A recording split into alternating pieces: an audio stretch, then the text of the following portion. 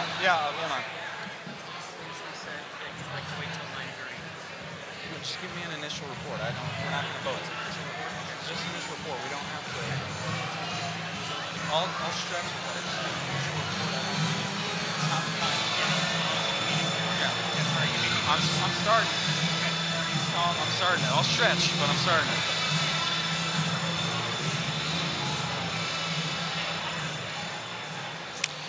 Good morning. Good morning, everyone. Can everyone please grab their seats?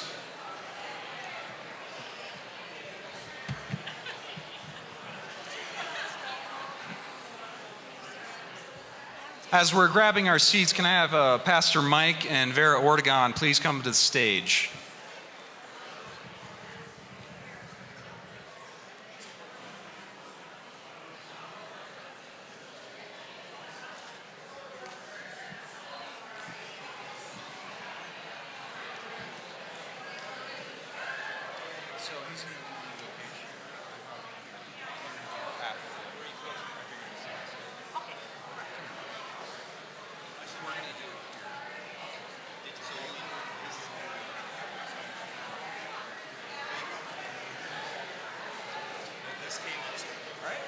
Call to order.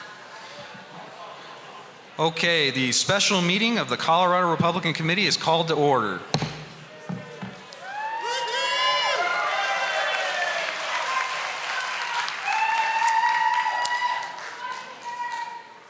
Please join us in hearing the invocation led by Pastor Mike Paul Humis.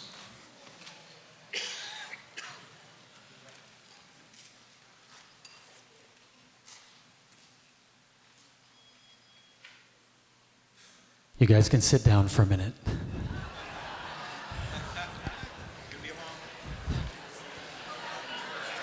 When you ask a pastor to come up, the invitations aren't as short as you think.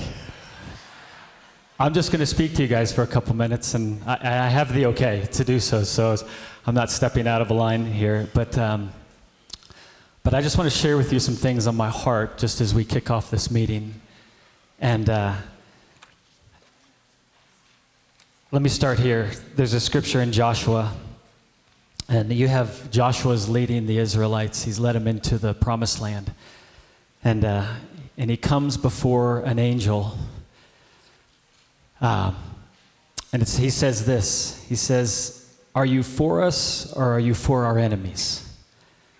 And the response was, "Neither. But as the commander of the armies of the Lord, I have now come." And I believe that in this time that we're in right now, that the Lord is calling us out of our own ways into His ways. And a lot of times we can try to go, well, I'm on this side or I'm on this side. Whose side are you on? What is this?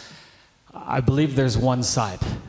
And instead of us trying to get other people on our side, what if we get on His side?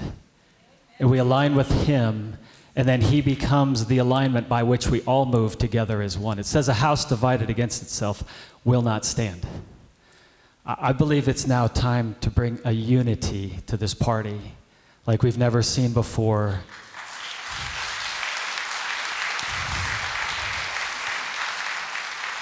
The problem is it's not going to come from our own wisdom, and it's not going to come from our own understanding, and it's not going to come from our own ways.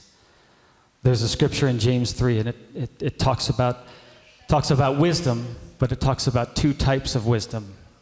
And the first wisdom, it says, this is actually a wisdom, and it's the wisdom of man. And it says, "For where you have this bitterness and envy, a jealousy, selfish ambition, which in the world's mind is wisdom."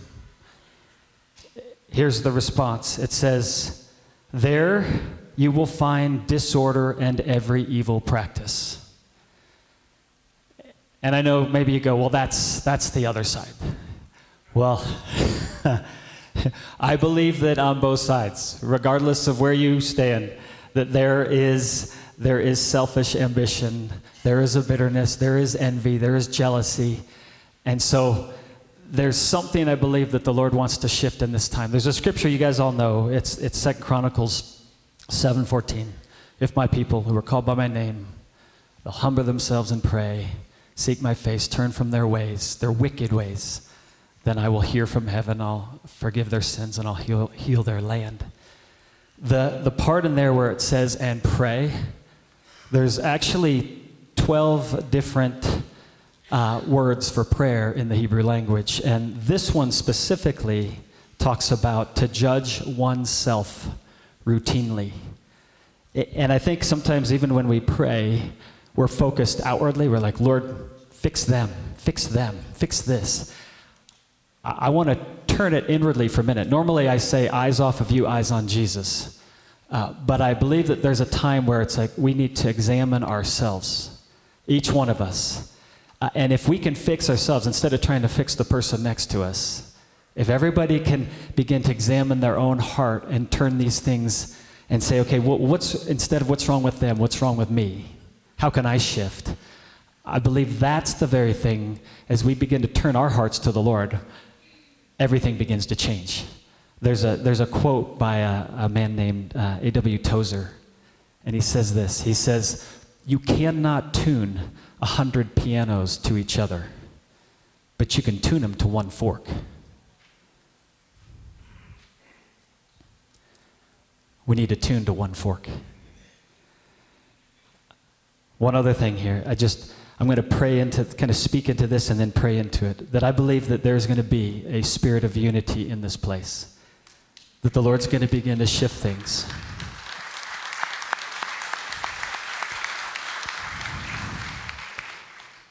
There's a couple scriptures I'll read. Philippians 2 and 3 says this, be like-minded, have the same love, be one in spirit and in purpose. Do nothing out of selfish ambition. We just talked about that. That's the wrong kind of wisdom. Do nothing out of selfish ambition or vain conceit, but in humility consider others better than yourselves. Each of you should look not only to your own interests, but also to the interests of others. This is God's word, and I believe if we hold to it, if we begin to actually take it as this is truth, this will begin to shift things in a dramatic way. One other scripture, in Romans it says this, Romans 12 says, let the inner movement of your heart always be to love one another. Not sometimes. Did you hear that? Just have to stop right there. Because we hear it and then we go, yeah, I love them. But not them and not this time. No. There is a position where we love no matter what the situation, no matter who you're facing. Jesus says this, we are to bless and to not curse. In this place today, I would ask that no one speak against another person. Can we do that? Can we make that agreement? You may not agree with someone. You may think, man, they're a jerk, but you're not going to say it. You're going to actually respond in love. Why? Because they were created in the same image you were created, in the image of God. And we're not here to fight against flesh and blood. We fight against the principalities and the powers. There's a different position that we're supposed to take.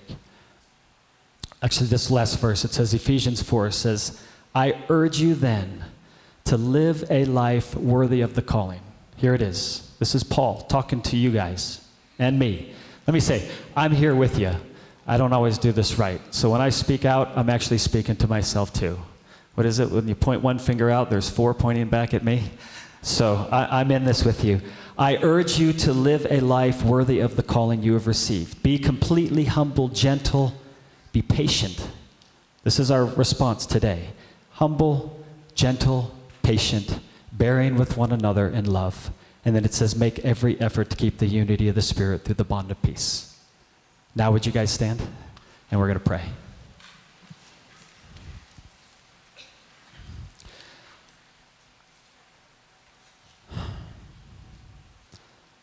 So Lord, we thank you, Jesus. It says that the government will rest on your shoulders.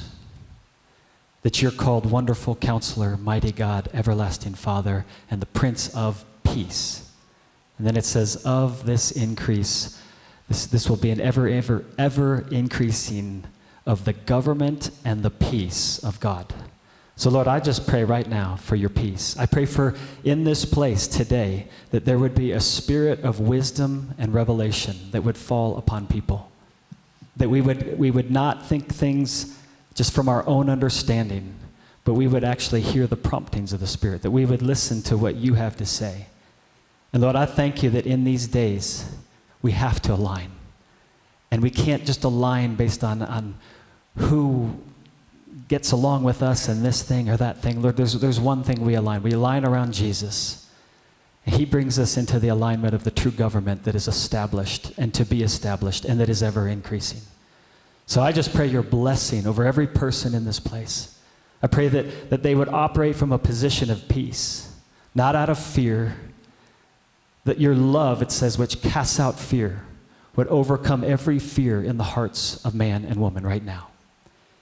And that there would be such a spirit of unity in this place, that we would accomplish what needs to be accomplished, and it would be for your glory.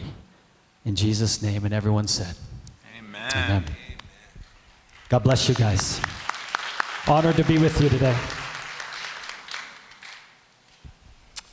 Okay, can we please welcome Vera Ortegon, our National Committee woman, to lead us in the Pledge of Allegiance. Go ahead, Vera. Let's stay standing and let's pledge to the most beautiful flag in the world. I pledge allegiance to the flag of the United States of America and to the republic for which it stands, one nation under God, indivisible, with liberty and justice for all. Thank you very much.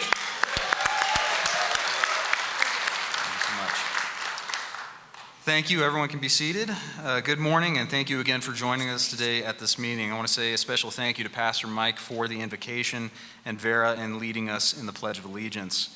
The chair recognizes Colorado Republican Secretary Anna Ferguson for the purpose of reading the call this morning.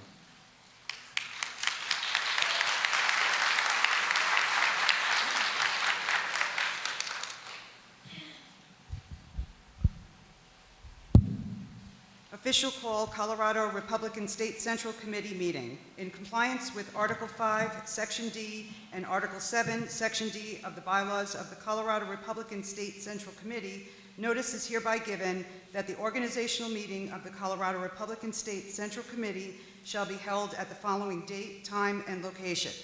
Saturday, August 5th, 2023 at 9 a.m., The Rock Church, 4881 Cherokee Drive, Castle Rock, Colorado 80109. Check-in and registration for the State Central Committee meeting shall begin at 7 a.m.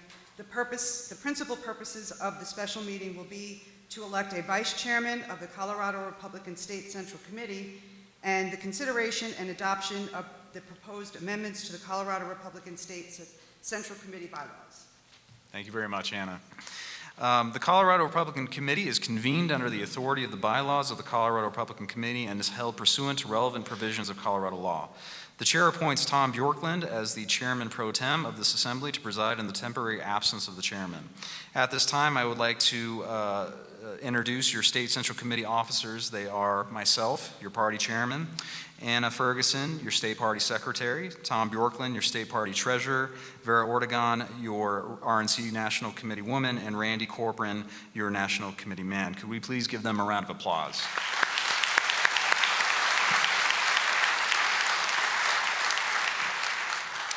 I'm pleased to name the following individuals, or individual and committee appointments, and thank those of you who have agreed to serve in these important leadership roles.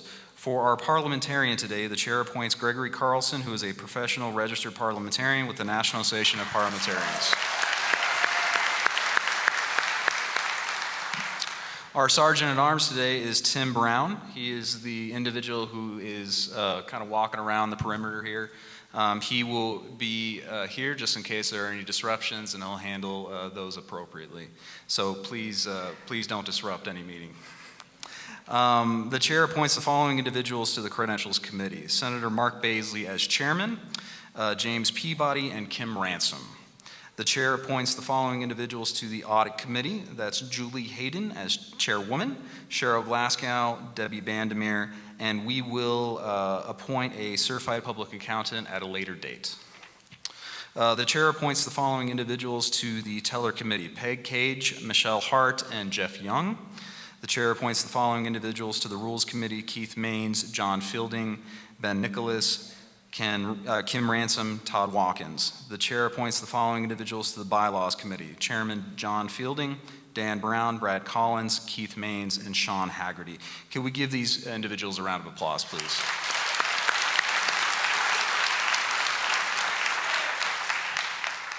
Before we begin the meeting, I would like to take a moment of personal privilege. We're going to be discussing and voting on several important issues during this meeting. We're here to discuss and vote on these issues, but members should understand that this is a meeting following the rules of parliamentary procedure. As the chairman, I would like to outline several rules of discussion so that we may debate the issues and conduct our votes in a way that honors our organization and honors our fellow members.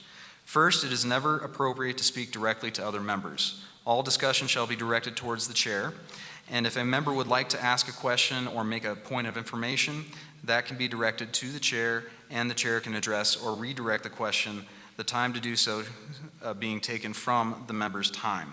Second, it is never appropriate to question the motives of a fellow member, whether present or absent. Third, it is never appropriate to disparage another member, to call a member a liar, or to attack the personal character of another member in any way. Fourth, it is not appropriate to mention the proper names of other members. Members should refer to each other in the third person or by title. For example, quote, "I disagree with the member who just spoke because," end quote, or, quote, "I agree with the chair of the Bylaws Committee because," end quote.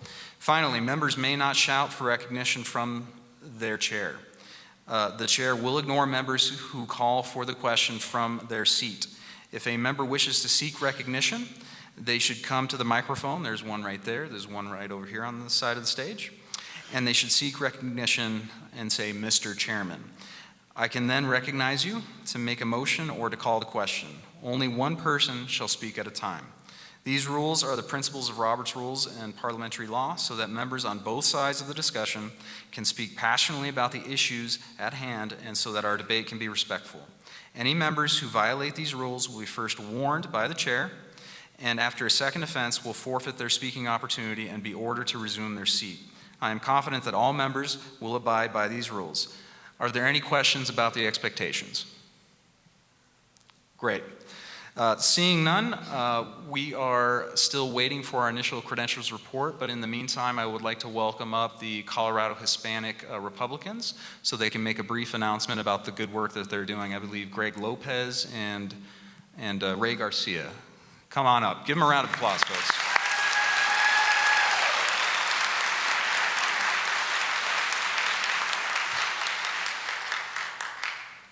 We know it's a pleasure to be here this morning, and I know that we have some serious business to take care of. But what I wanted to do, kind of go off script a little bit, we have a brother amongst us, the former chairman of the Boulder County Republicans, that was diagnosed with stage 4 cancer. And folks, as you know, anytime a family member, a member of our assembly, faces challenges, we ask that you consider helping. And they've put together a website to help fund some of their expenses. So I'd encourage you to do that, because it's important for us to support one another as the best we can. And so I commit that I will make a contribution of $50 to his cause. I would ask that you do the same. Now, let's talk about a little bit about the Colorado Hispanic Republicans. How many of you are familiar with our organization? Raise your hand. Okay. You know, how many of you are tired of losing? You know, we firmly believe that in order for the Republican Party to win again and become what we want Colorado to be, we must embrace this Hispanic culture and the Hispanic community. You know, there is 1.2 million Hispanic Americans in the state of Colorado. They're a huge voting bloc that we must embrace. And it's easy because I'm one of them, and I'm here to tell you that our values are about faith, family, and freedom. We're conservatives. The Hispanic community is a conservative group of people. They just don't know it. Why? Because we're not out there engaging with them. We're not out there building relationships. We're not out there making sure that they fully understand what the Republican Party stands for. So here's what we've committed to do. We are committed to go across all 64 counties, so all you county chairs, if you want us to come out and engage with the Hispanic community in your county, let us know. We will be there. Here's some of the goals that we have for 2024. We are going to work very aggressively to win 6 Senate seats in the state Senate. We're going to work very aggressively to win 10 seats in the House.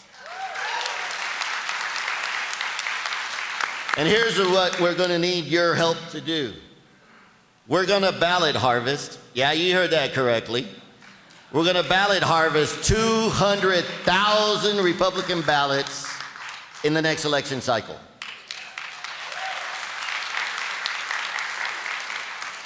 You know, folks, it's very important for you to understand that we must work together.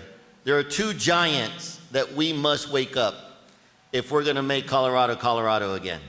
One is the Hispanic community. The other is the church. We must get them to understand that this is a spiritual battle. And so I urge you to join our organization. We're not going to go away. We're going to fight hard in Congressional District 3, which is 25% Hispanic. We're going to make sure that Congresswoman Lauren Boebert wins by more than 549 votes.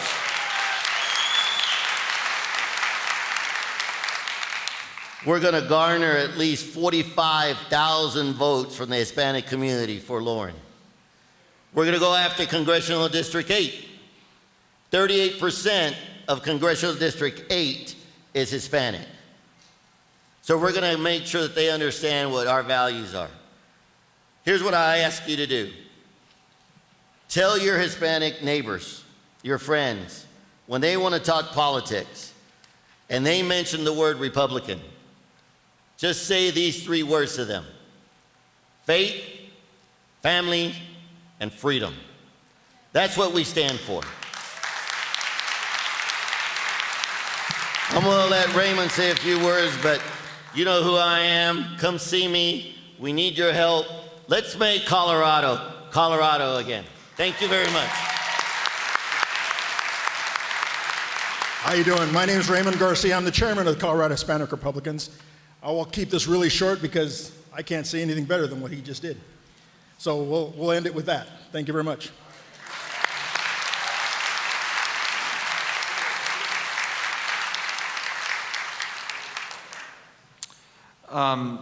The first item of business is the adoption of the initial credentials report. I see Senator Baisley coming up, so I'll speak a little slower. The chair recognizes Senator Mark Baisley, chairman of the Credentials Committee, for an initial credentials report.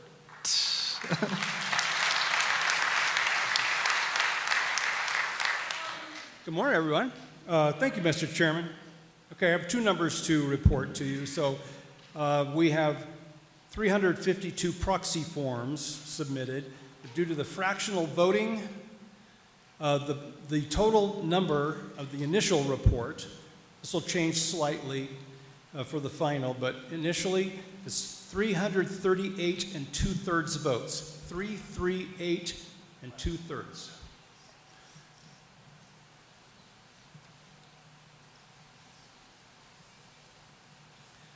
So, Mr. Chairman, I move that the initial report be adopted by the committee.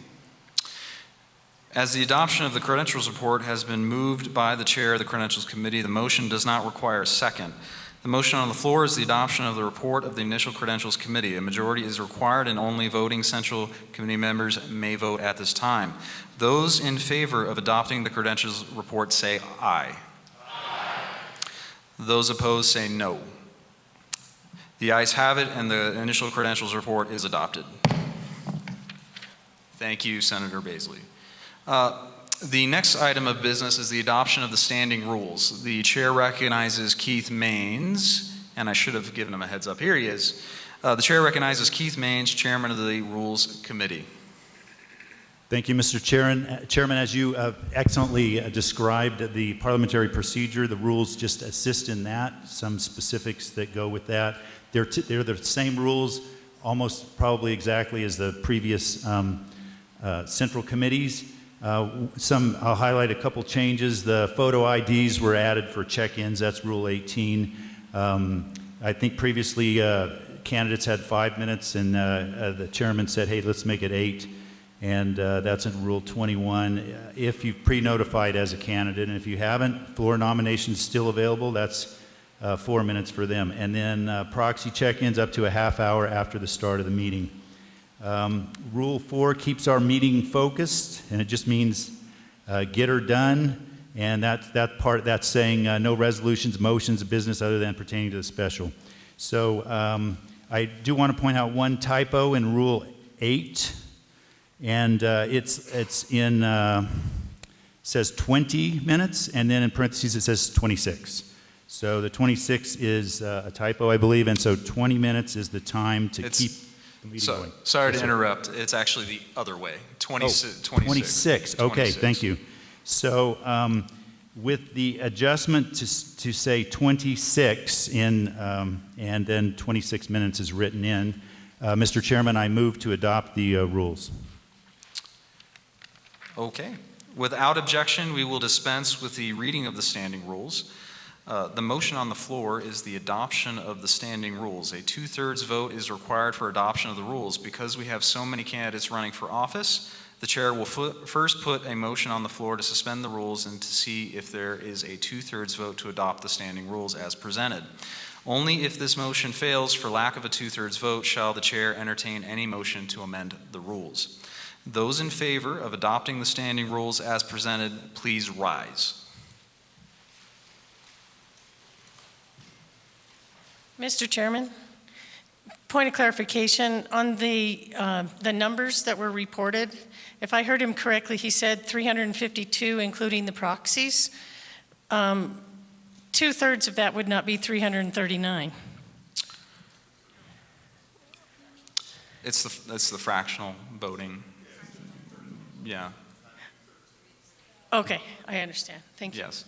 And bear with us. Let's finish this vote, and then we can answer any questions anyone has. Please be seated. All those opposed, please rise. There are 2/3 in the affirmative, and the ayes have it. The standing rules are adopted. The next item of business is the adoption of the agenda. The agenda was distributed to members before the start of the meeting. Without objection, the agenda will be adopted as presented. There is no objection, so the agenda is adopted. The motion on the floor is the adoption of the agenda. Majority. Oh, pardon me. Sorry. Forget that part. We adopted it. Sorry, folks. First time. Okay, great. We're actually making pretty good time despite the late start here. So we're going to get right into the meat of it here. The next order of business is the election to fill the vacancy of state party vice chairman. Under the adopted standing rules, candidates shall be nominated by a member of the Central Committee and the order of candidate presentations decided by lot. After the close of nominations. At this time, the meeting will stand at ease so that nominators may nominate candidates. Just so you know, we've kind of already done this ahead of time. But if anyone wants to jump in at the last minute, you're more than welcome to. I ask that you don't, but you're more than welcome to. Have all candidates who wish to be nominated been nominated, and have all those who wish to nominate a candidate made their nomination? The chair will ask a second time, have all who wish to be nominated notified the chairman? There are no further nominations, and the chair declares that nominations for vice chairman are now closed. That's okay, we can applaud to that. Okay, At this time, we shall determine the order of candidate presentations. Under the adopted standing rules, candidates will have 8 minutes for a nomination speech, any seconding speeches, and the candidate speeches. Just so you know, we've already done this by lot, so we already know the order. Real quick, I want to make a point of clarification to everyone here. You'll notice that there is a former candidate, Alex Magatu. He decided to withdraw from the vice chairman's race. And first, I want to give him a round of applause for stepping up.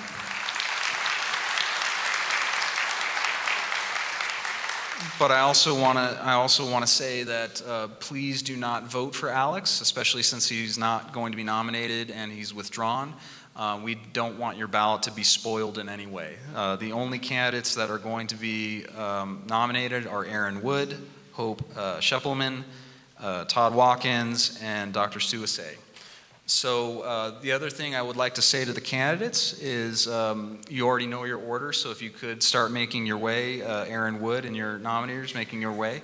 I want to go ahead and say that if you wish to support any of these candidates, we have limited space on the stage, so feel free to use the space in front of the stage, but I only need the candidate and their nominators. So with that, and I'll speak a little slow so Aaron can make his way here. The chair recognizes Rita Salcido and Laurel Eimer for the purpose of nominating Aaron Wood. And you can come up, and don't worry, we're not starting the clock. That would be mean. My timekeeper here is Darcy. Everyone give a round of applause to Darcy for time.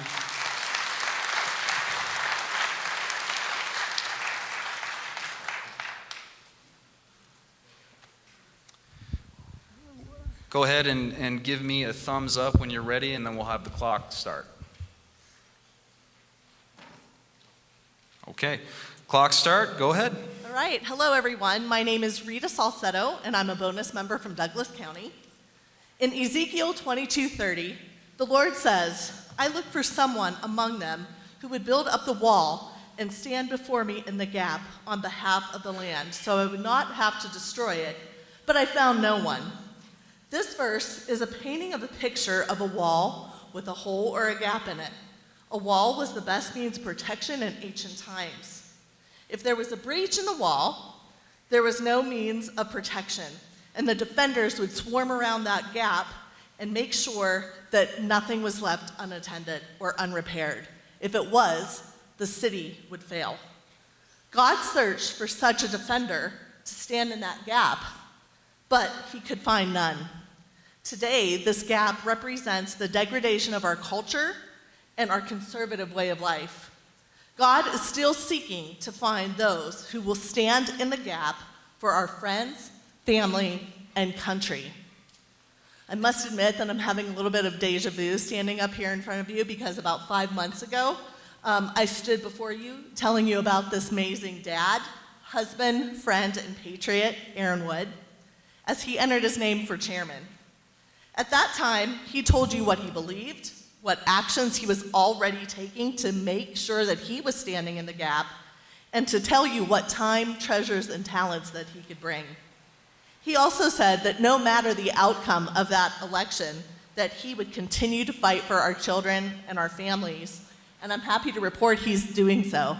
He's standing up in front of library boards, in front of commissioner meetings, and fighting for our children. And I'm proud to see him doing that, and I'm proud to see him coming back to you today to run, and I am happy and have the privilege to nominate him for vice chair.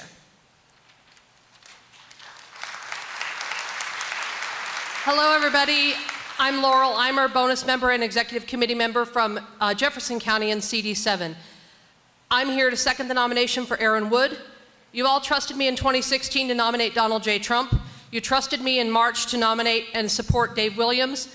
For your information, Aaron Wood was my second choice that day. So today, he's the logical choice to be the vice chair because he has the best grassroots effort on the ground compared to any of the candidates, and we don't want a consolidation of power from one county. So support me and support him, Aaron Wood. Thank you. Thank you, and I humbly accept the nomination for Vice Chairman of the Colorado Republican Party. I'm Aaron Wood. I'm a Christian conservative, And I'm tired of the attacks on our beliefs and continuous theft of our God-given rights in Colorado. I'm also a husband who is tired of the attack on traditional families and values in Colorado. I'm a dad who is tired of the confusion and perversion pushed on our children in Colorado. And I'm a business leader who is tired of seeing local businesses fail because of government interference in Colorado. But I'm a man who's unafraid to face the challenges posed by the progressive Marxist Democrats and unashamed to stand up for the Republican Party platform with principle and conviction in Colorado. Our great nation, built on the foundations of faith, freedom, and limited government, faces unprecedented challenges in these trying times. The very values that have made America great and exceptional are under attack right here in this state by those who seek to implement dangerous and unproven socialist policies. It's time for us as Republicans to rise up and defend the principles that have made this country the beacon of hope and integrity for the world. As a Christian conservative, I firmly believe that our faith should inform our politics. Our Judeo-Christian values have been instrumental in shaping the world around us and the moral fabric of our society, and we must not shy away from promoting and defending these values. We must stand firm in our belief that every individual is imbued with God-given rights and that it is the role of government to protect these rights, not to infringe upon them. Being bold and unapologetic is the only way forward. We cannot compromise on our core principles for the sake of false unity, which has resulted in the Democrat supermajority in this state.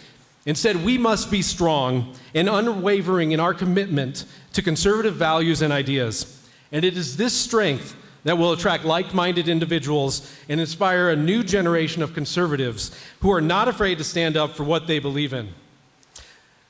So I'm Aaron Wood. I stand before you today, a Christian conservative, a husband, a father, a business and marketing leader who's here to support the Colorado Republican Party and offer myself for the role of vice chairman, which at its core is a role to aid in supporting the chairman of the party and helping further communicate and drive the vision of this organization forward so that we can grow our numbers, protect our elections, get Republicans elected, and start winning in Colorado. I humbly ask for your support and vote, and let us join together to show the nation that Colorado Republicans are ready to lead, unashamed of our beliefs, and resolute in our pursuit of a better future for all. Thank you, and God bless.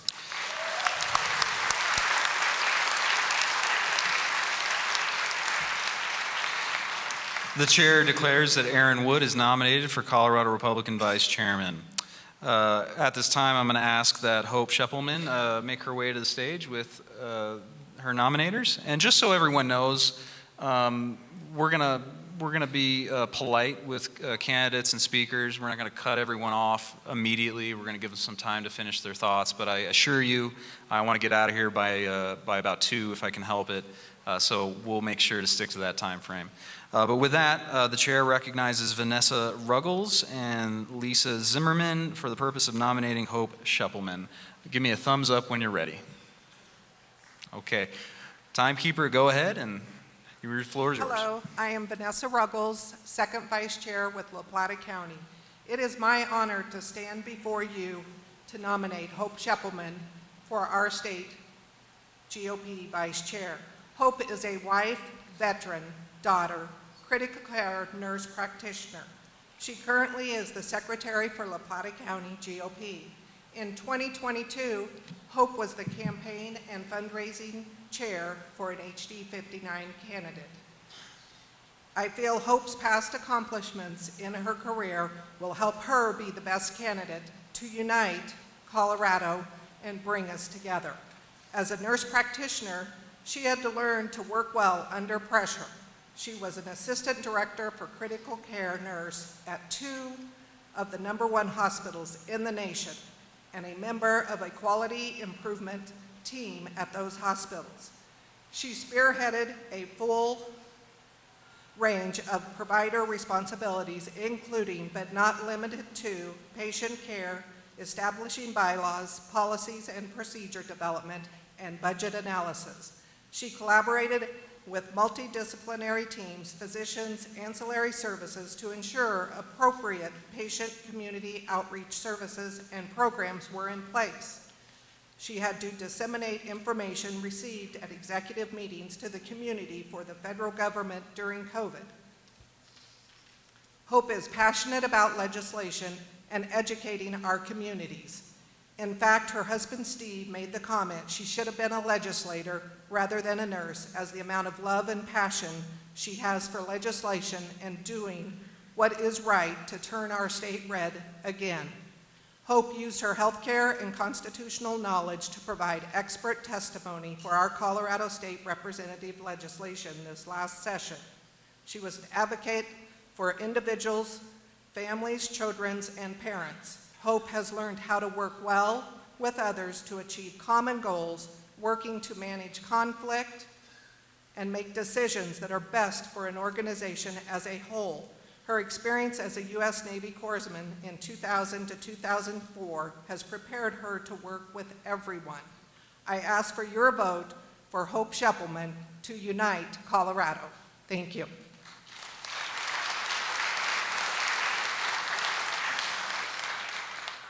My name is Lisa Zimmerman. I'm a bonus member for La Plata County.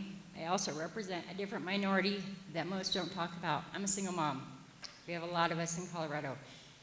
And I am proud to say that Hope stands with me for everything that I want to change for us. She is very grassroots. She's a veteran.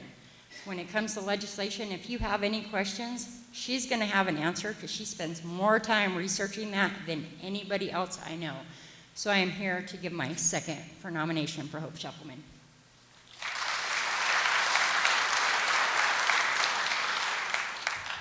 Thank you very much. Thank you, Lisa, and thank you, Vanessa. I accept the nomination. Again, my name is Hope Sheppelman, and I am running for the Colorado GOP Vice Chair. I am an American. I am a patriot. I am a woman. I am a veteran. I'm a critical care nurse practitioner. Most of all, I am here to represent the rural communities. I live on the western slope in Bayfield, Colorado. That is a small area on CD3. One thing I want to tell you a little bit about myself. Yes, I got involved in 2020 because of the fact that the election itself made me mad. I was frustrated, I was angry, I have fire in my belly. I am grassroots. With that said, I will continue to unite our party. One thing that I ended up doing today is giving everybody a flag. Today, I represent what this flag means. I am a veteran. When I look at this flag, I think about my fallen colleagues.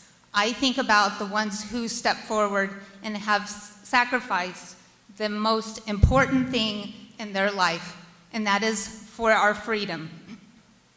Another thing I wanted to bring up is within our districts, we do have an area that we need to really start looking at. It was interesting, Greg Lopez did mention that we do have a voter block that we do not actually get in touch with. With that, there was 58% of the Latino and Hispanic voters that were not reached within our communities last election. That is actually inappropriate, and we need to really look at that voter block. The other thing I want to say is this. I do believe that we need to try to close our primaries. In 2016, we ended up making a catastrophic decision with our voters, and they were not educated. Regardless if we opt out, regardless if we end up closing the primaries, one thing that we really need to focus on is getting to the voters. We need those voters to get to the polls. With that said, how do we do that? We need to educate our voters. We need to educate them about legislation. We need to educate them about what is actually truly going on in their family. We need to educate them about getting their ballots to that ballot box. Regardless if we opt out, regardless of the primary, like I mentioned, we need those voters to vote. I am competent to be able to get that information out. I will continue to engage the counties. I will be retired in 10 days.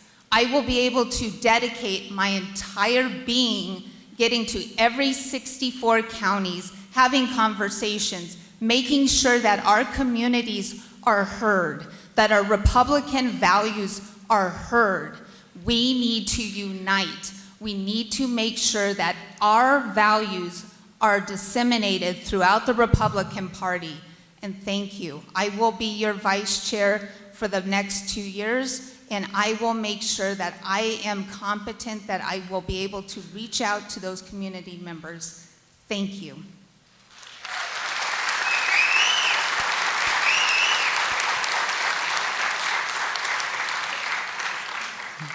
The chair declares that Hope Sheppelman is nominated for Colorado Republican Vice Chairwoman. Now, if Todd Watkins and his nominators can make their way to the stage. The chair recognizes Anna Ferguson and Ron Hanks for the purpose of nominating Todd Watkins. Anna, just go ahead and give me a thumbs up when you're all set. Hello, members of the State Central Committee. My name is Anna Ferguson from Adams County, and I am your State GOP Secretary. It is my pleasure to nominate Todd Watkins for Vice Chair of the State GOP. I ran for Secretary with Todd for Vice Chairman the first time, and I am running with Todd again. Todd has been selflessly working with me and other members of the State GOP since March 11th. He is the only candidate that is qualified to seamlessly transition into this position on day one. Todd is a true patriot, staunch, resolute, and righteous. He works with determination to serve the people. So once again, I ask for your vote for Todd Watkins for Vice Chairman. Thank you.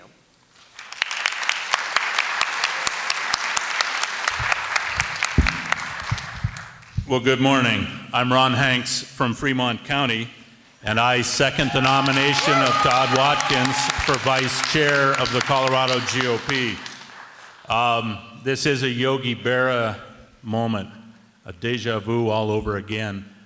I did this in March of 2023, where I seconded the nomination of Todd Watkins. I said then, I know the man's heart, and I know the man's heart from our time in Maricopa County working on that election audit in Arizona. Countless hours coordinating, networking with people who saw a serious problem with the 2020 elections. So March doesn't seem like so long ago, but here we are on the 5th of August.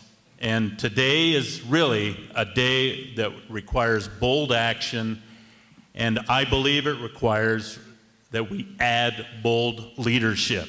Todd Watkins is that bold leadership. He's a military veteran, retired Border Patrol agent, and he has fought relentlessly, not just in Colorado, not just in El Paso County, but across the nation, in Arizona, at other events for our sovereign rights as a republic.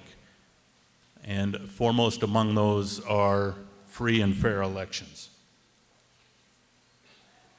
Todd is steadfast, he's unwavering, and he is bold, and he is ready today to take on the job that Chairman Dave Williams and Secretary Anna Ferguson have taken on, and that is adding integrity and transparency to our state party. So thank you very much.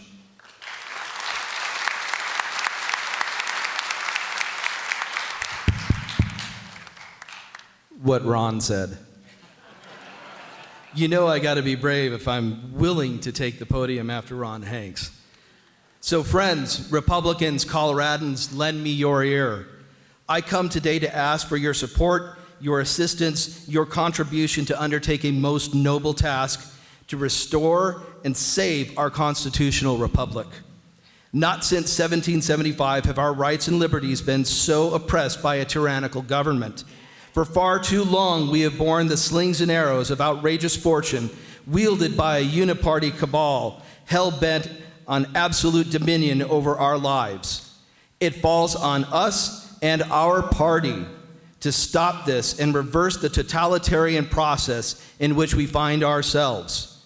Our values are American values. Our platform is an American platform predicated on our founding principles. Standing firmly on these principles is not a purity test. It is our identity. We must come together to save our state and our nation. We must put the republic first. If we do this, our party will succeed.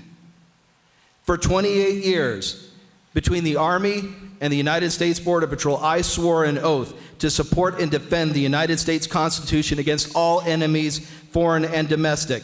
I know there are many in here who have taken that same oath. I'm asking you and everybody else to join me in that oath for ourselves and our posterity. Let us be brave. Let us be bold in this task.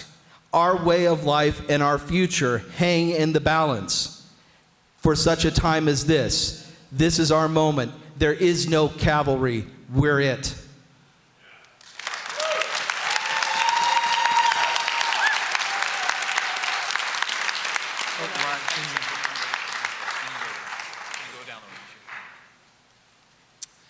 The chair declares that Todd Watkins is nominated for Colorado Republican Vice Chairman. Will Dr. Stu Assay please make his way? And if you could have your nominators go down through the ramp area over here. Little security protocol that I ignored, so please forgive me. But yes, come on up, and any supporters, you're welcome to be at the front here. But the chair recognizes Christine Toole for the purpose of nominating Dr. Stu Assay. And go ahead and use the podium here, and just give me a thumbs up when you're ready. My name's Christine Toole from Gunnison County, and I'd like to nominate Stu Assay for State Vice Chair.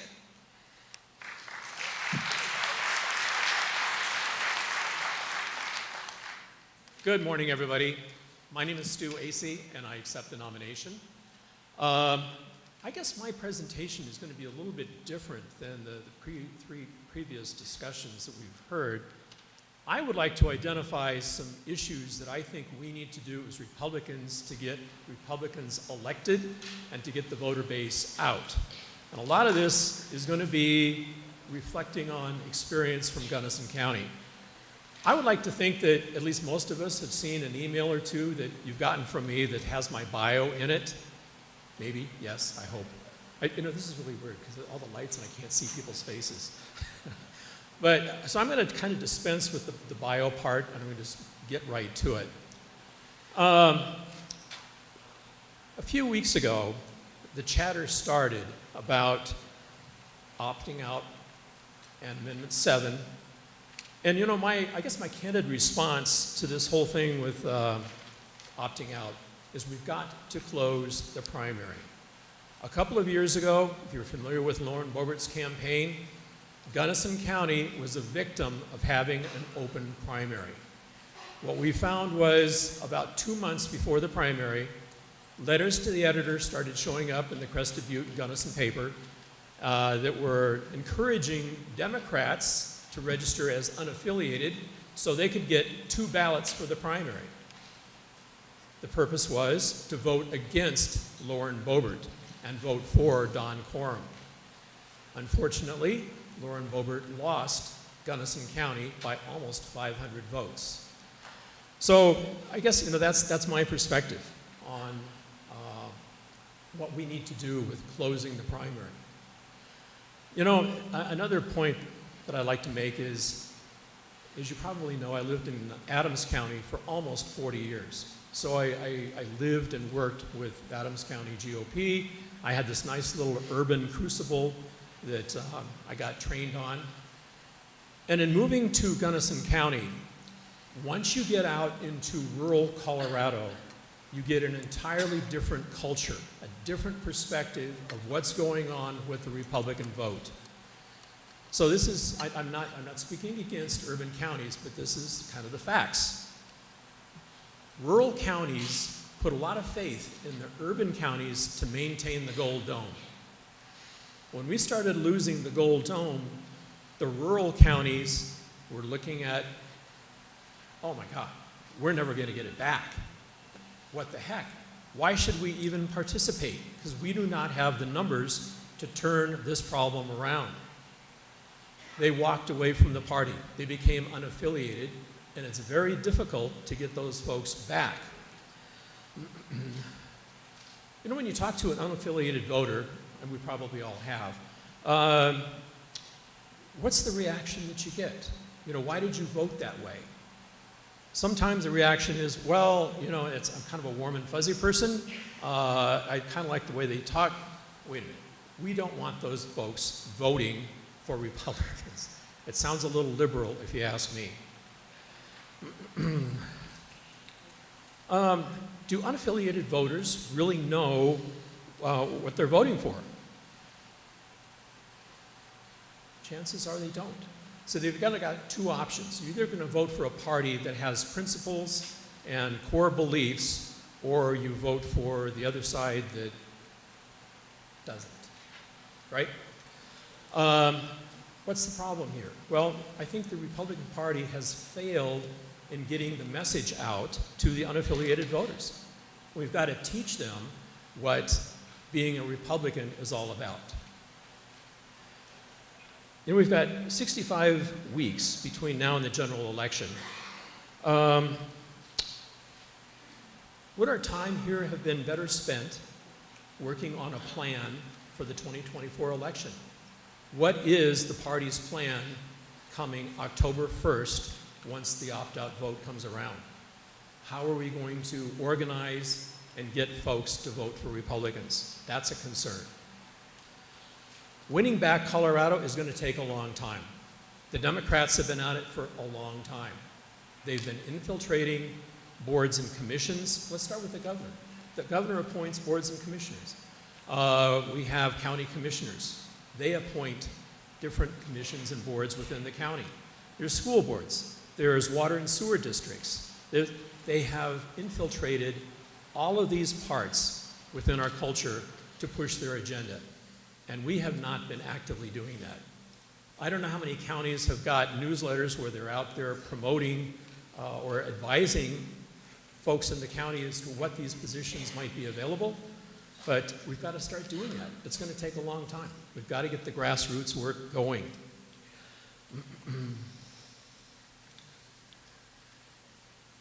Communication.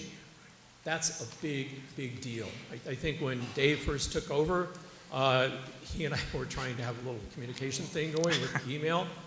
It's very tough when you don't have staff at the state level to respond to the needs of county officers. If a county calls the state office and says, we need something, we need something. And we need to start financing the state office so they can hire the staff to help us out. From the rural county perspective, this is a big deal. For the urban counties, you probably have more funds, resources to work together when you're out in the woods, like Gunnison County. How many people know where Gunnison County is? Show of hands. Oh, this is amazing.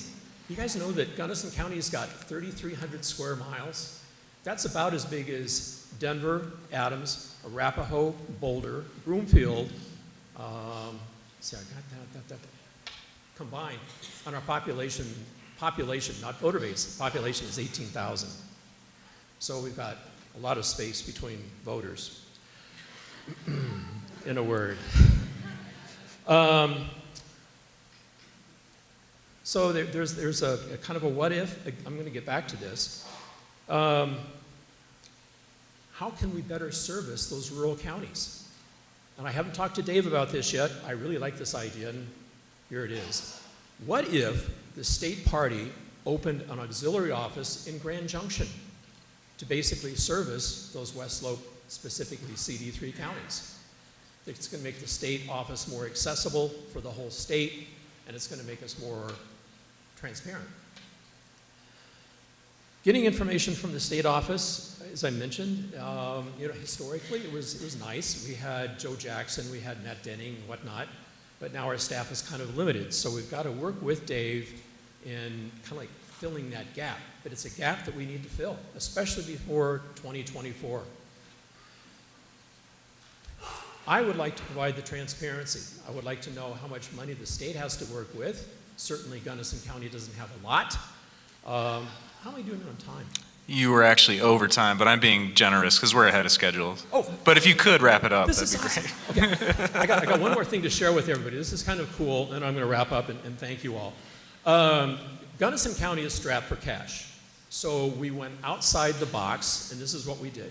We found out that in Gunnison County there are 1,900 out-of-state property owners in Texas, Louisiana, and Oklahoma.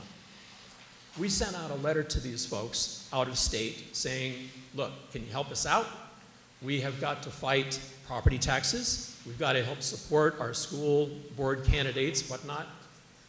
Amazingly, we were collecting $1,000 and $500 checks, more specifically from Houston, Texas. But if you're looking for a great fundraiser, look to out of state.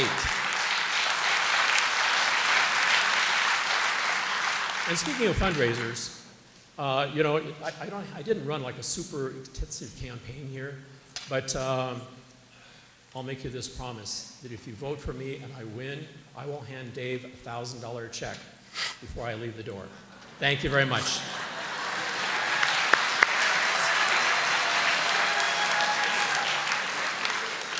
Man, laying down the gauntlet. The chair declares that Dr. Stu Asay and his $1,000 check are nominated for the Colorado Republican Vice Chairman position. Is Senator Mark Baisley around? Oh, come on.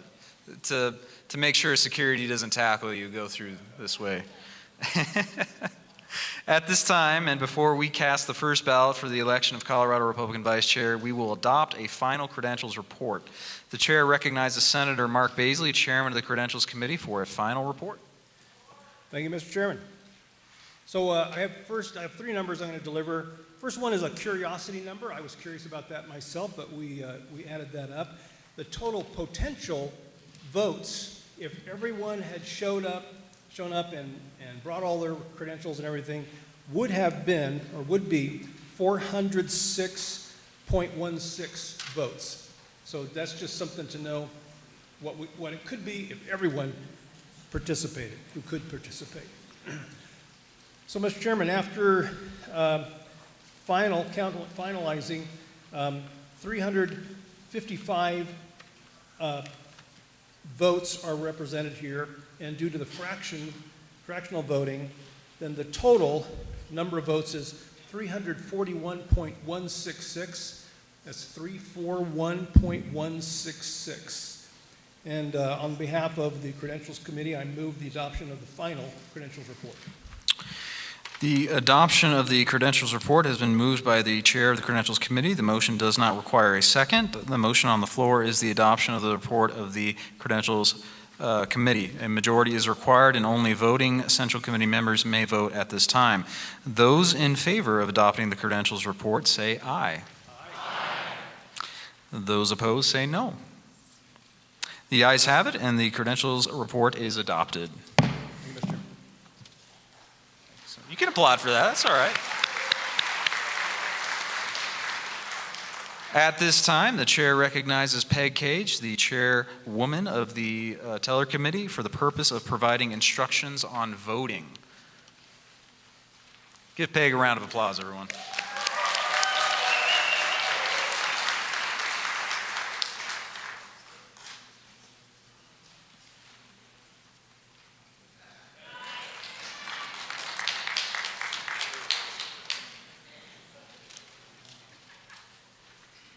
You will never lose sight of your ballots today.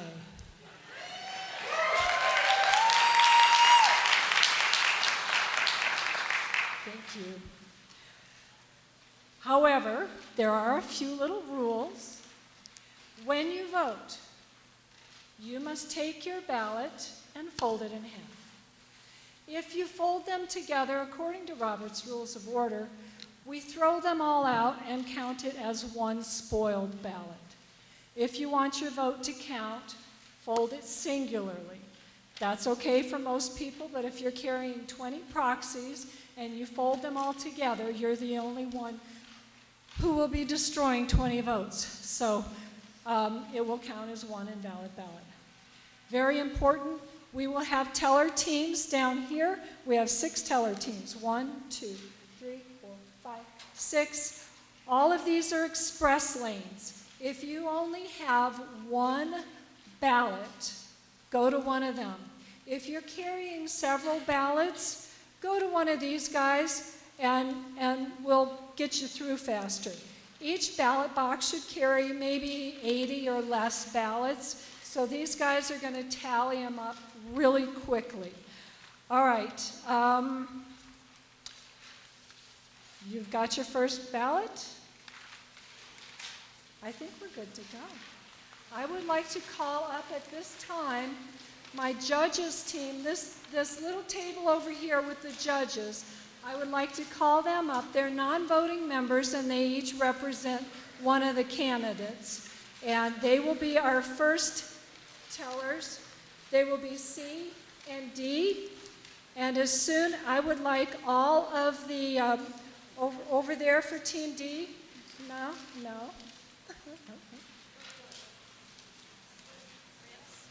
Technical difficulties, folks. Bear with us. We want to get this right. Okay, this is live rehearsal, you guys. And we're going to do this, and we're going to do it good, okay? I need Team A, or D, C here, and no, C over there, D here. I'm dyslexic. C over there, please. Team C, over there, please. Whoever is, are you odds or evens, Britt? Okay, odds go one place, evens go one place. I should have 3 here, 3 there. Thank you. Okay, these people will take right now.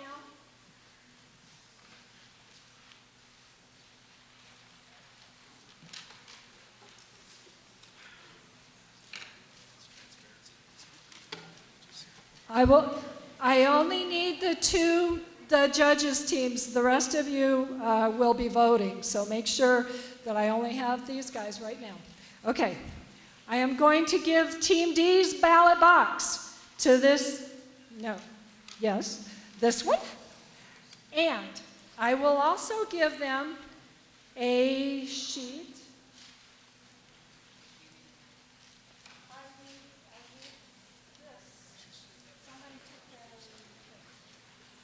Okay. We have a clipboard here.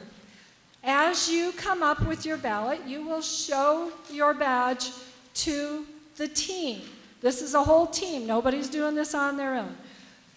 The team has one person holding this. They will look at one person holding the stickers. The person holding the stickers will look at your badge. They will say you have 1 vote. The person holding this will write down 1 tick. And then they will open this up and you will stick your ballot in here. Okay, you will do that procedure for every one of your proxies so we won't get anybody confused. I will give these 2 ballot boxes to this team, and then when the other judges have voted, the rest of you can make your line about, 75 people here, 75 people there, 75 there. Make sure that you've got your proxy people going on that side. Any questions? All right, here we go.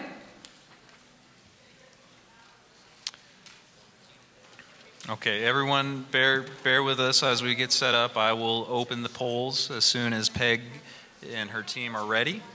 Our goal here is election security and election integrity, and we want to make sure all legal votes are counted properly and that no one is confused about what the actual outcome will be on these different balloting rounds. So just bear with us, and when I get the go-ahead from Peg, I will open up the balloting for everyone. So the chair will stand at ease for a moment just to see if Peg is ready to go.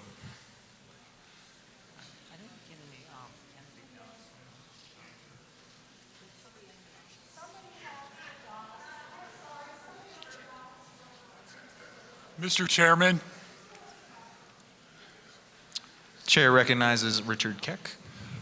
How are we going to have the fractional notations on the ballots? Are there stickers going to be applied up There here? are special ballots were prepared ahead of time and given specifically to the people that had the fractional votes. Fractional ballots. Yeah. Okay, thank you. Yeah.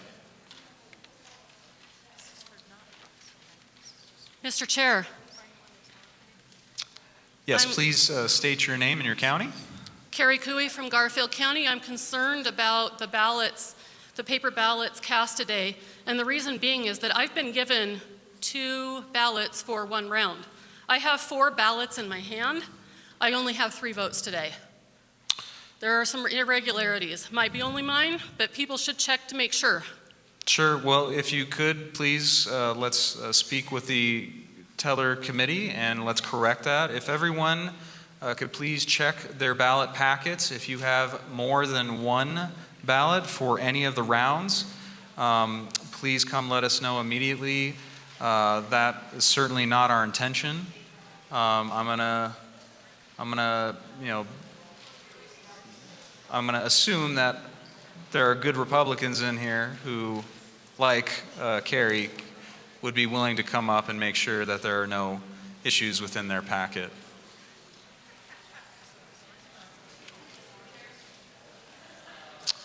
The chair recognizes Laurel Eimer.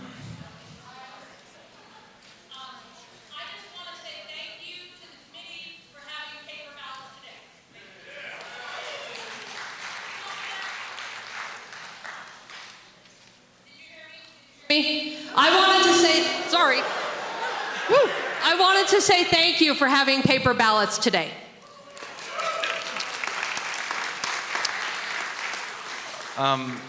Just so the committee is aware, we're actually ahead of time. So I know we're actually kind of muddling through it, but we will get this prepared to go. As Peg stated, we're trying to get the teller committee to take care of what they need to take care of, and then we will open up balloting real soon. Please bear with us for 1 second.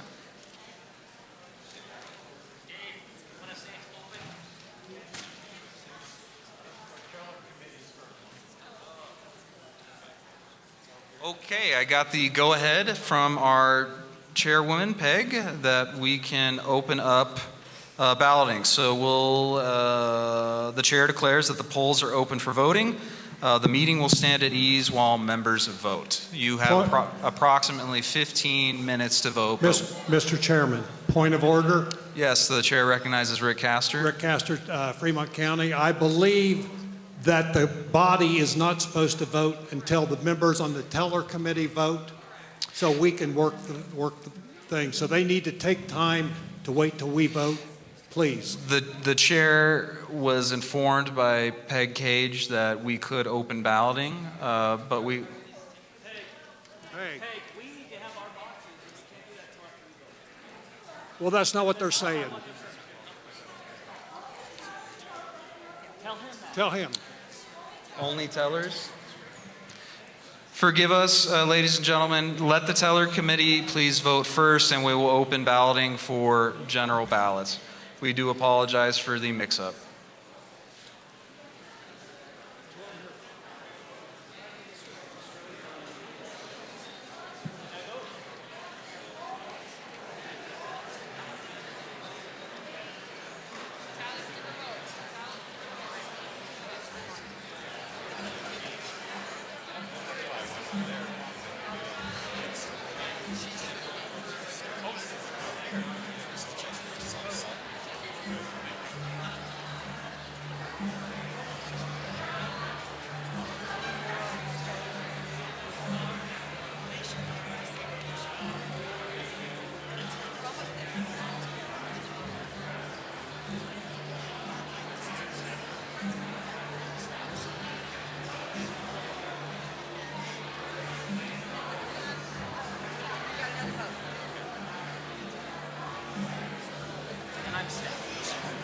Voting now.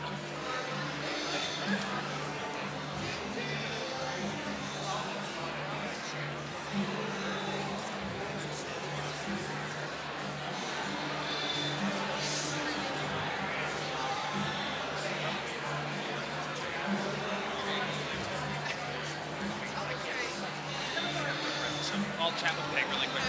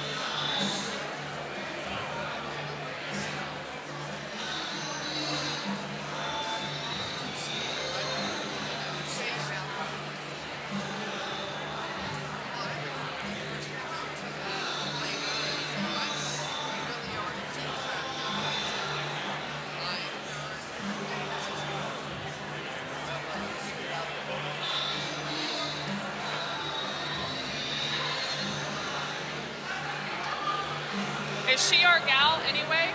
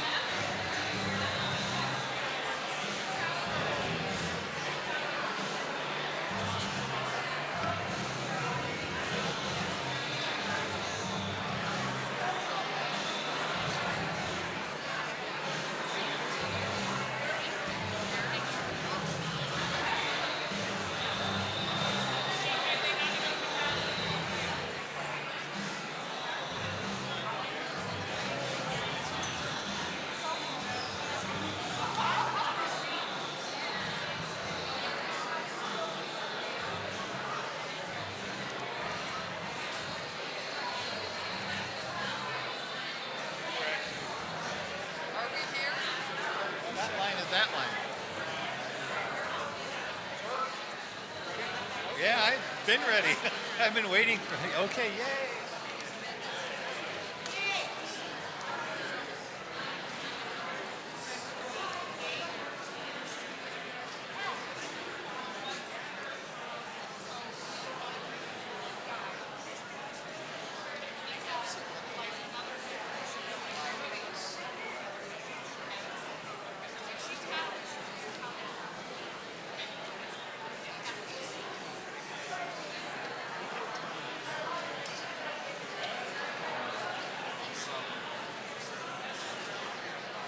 It's okay, I'm gonna go find it. Go ahead, we're working.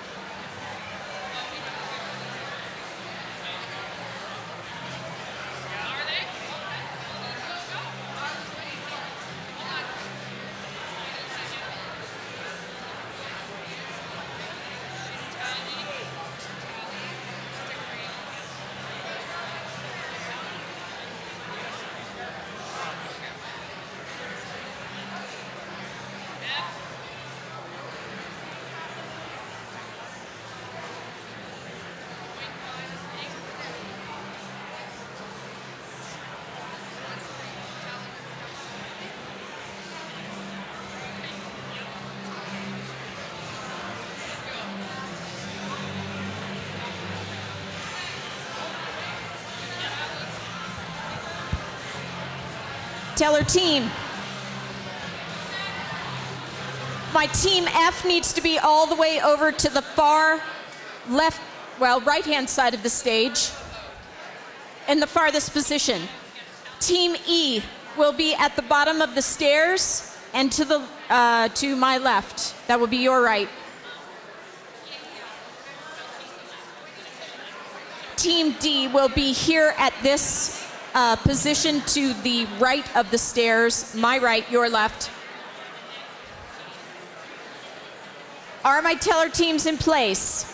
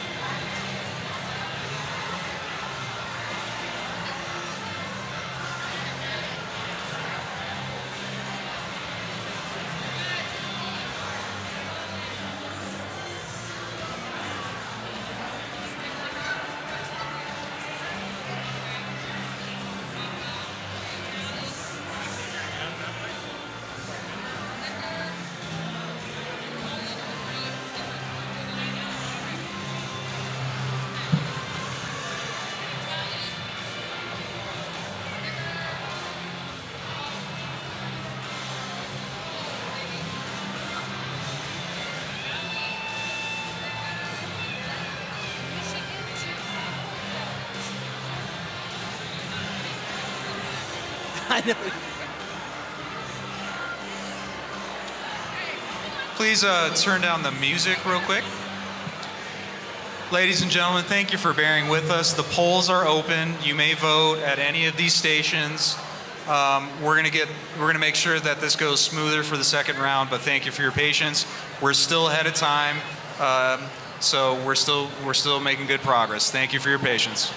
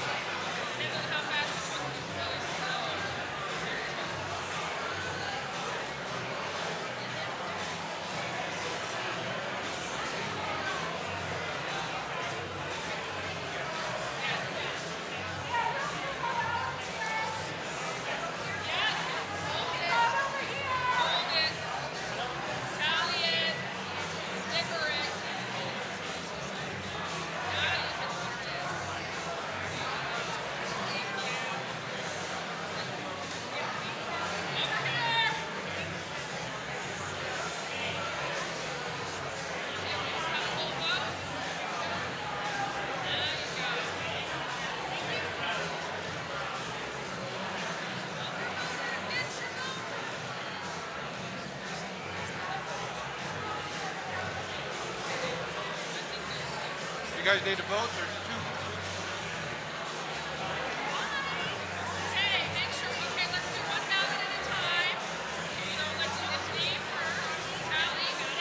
I don't think there's.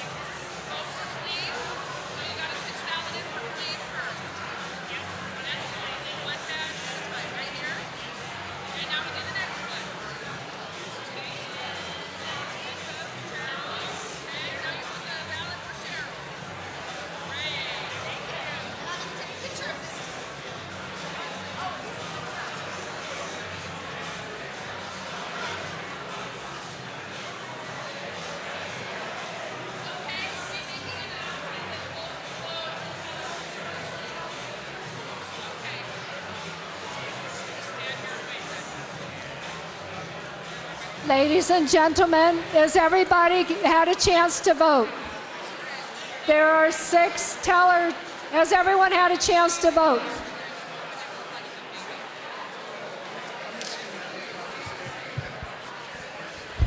If you are not voting and you're up front here, could you please move back to give space for people that are still voting? If you're still voting, we've got some more boxes over here as well. So if you are not actively voting, could you please back from the front so that people who are voting can get to the ballot box?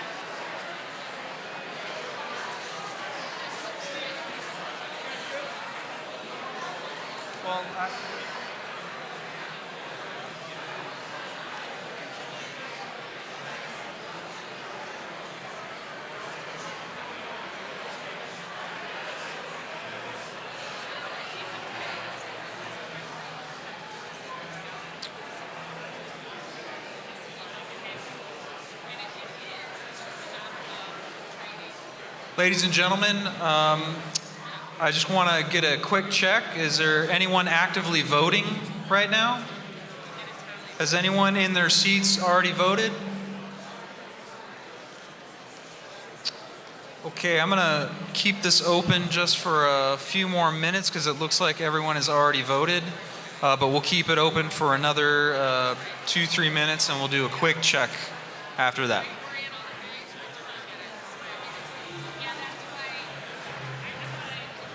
If you've already voted, can you please clear this front area? If you're in this front area and you've already voted, can you please return to your seat or go to the atrium?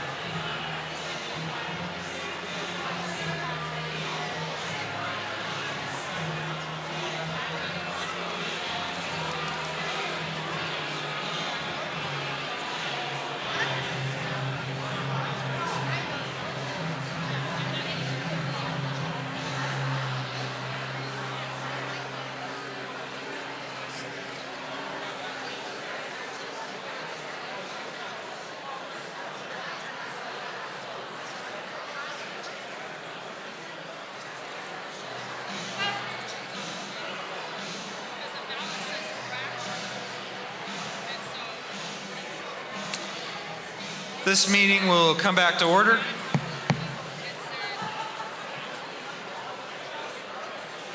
If we could all return to our seats, please, and kind of quiet down so we can get going again. Have all the members who voted wish to vote? Or excuse me, have all members voted who wish to vote? The chair is going to ask one more time, have all members who wish to vote cast a ballot?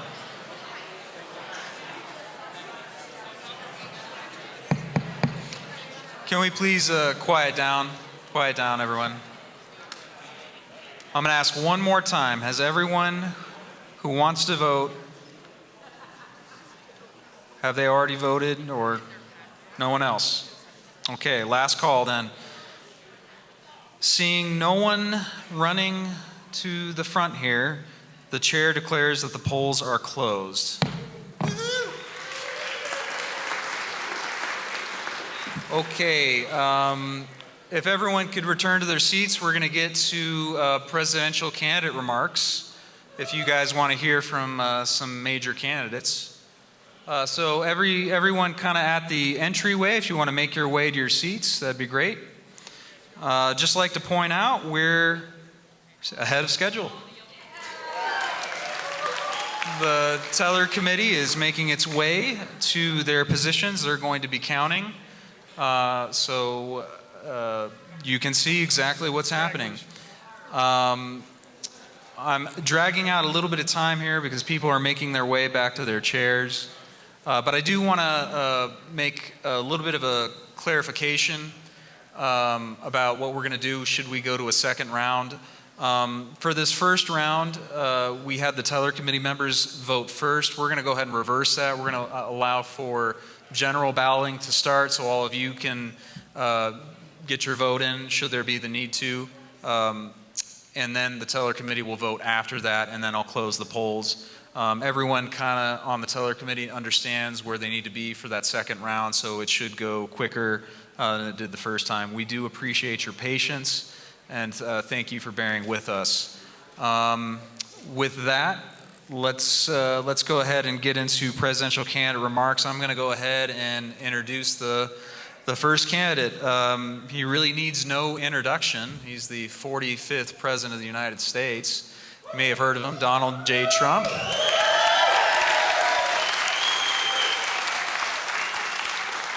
You may have heard that he was yet again indicted by the corrupt Biden administration, and yep, that's appropriate. The chair concurs. Crooked Joe Biden is certainly creating a two-tier justice system, and we Republicans should not tolerate any of that. So with that, I'm going to go ahead and ask the AV team, go ahead and pull up that video. And just hold on one second. Chairman Dave Williams. Well, go ahead and pause it and reverse it back. I'll tell you when to play. I want to make sure that Peg is done with her instructions so that we have the least amount of distractions. So hold on one second. Chair will stand at ease.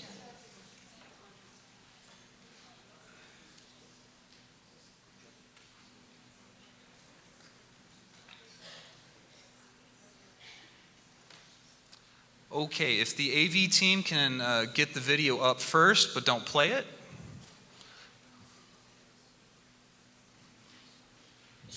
Just one. Okay, maybe scroll it back just a little bit, and then when I give you a thumbs up, we'll go ahead and start it, all right? Okay, everyone is ready? Okay, let's go ahead. AV team, go. Just want to say hello to Chairman Dave Williams. He's a fantastic man and a great friend of mine, and the Colorado Republican Party on the incredible job you're doing. We're really moving well in Colorado, and I think we're going to take it. We're going to be working very hard. I'll be seeing you very soon. You know what we're doing? We're making America great again. That's not easy nowadays, I will tell you, because they are doing such a poor job, but we're going to do it. So, Dave, congratulations on your big success, and to the party, we are with you all the way. We'll see you soon. Thank you very much.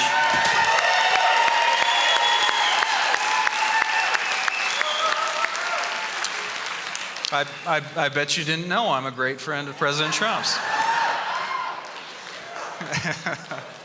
All right, we're going to go to the second candidate. So go ahead and cue up the video. Don't play it. Let me make a brief introduction so we can have somewhat of a smooth, seamless transition here. Vivek Ramaswamy, maybe you guys have heard of him. He is running for President of the United States. He is an entrepreneur, he's a millennial, and he's really bringing a very good, robust discussion and talking about the issues we care about. He has a lot of successes in his own right, and I would ask that all of you please give your attention to Vivek Ramaswamy, and go ahead, AV team, it's all yours. Hey, Colorado, I'm sorry I couldn't be there with you, but I will be seeing all of you there in person soon. As many of you know, my name is Vivek Ramaswamy, and I've lived the American dream. My parents came to this country with almost no money 40 years ago. I've gone on to found multi-billion-dollar companies.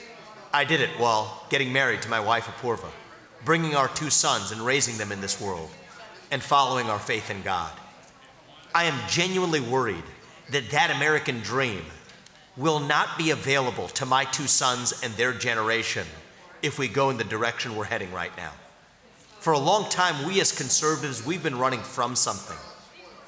This is our moment to start running to something, to our vision of what it means to be an American. I think that that's actually our moment as conservatives, to level up and say that we're done just complaining about the problem.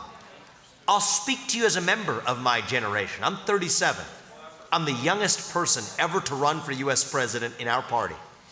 And here's what's going on in young people in this country. We are hungry for a cause.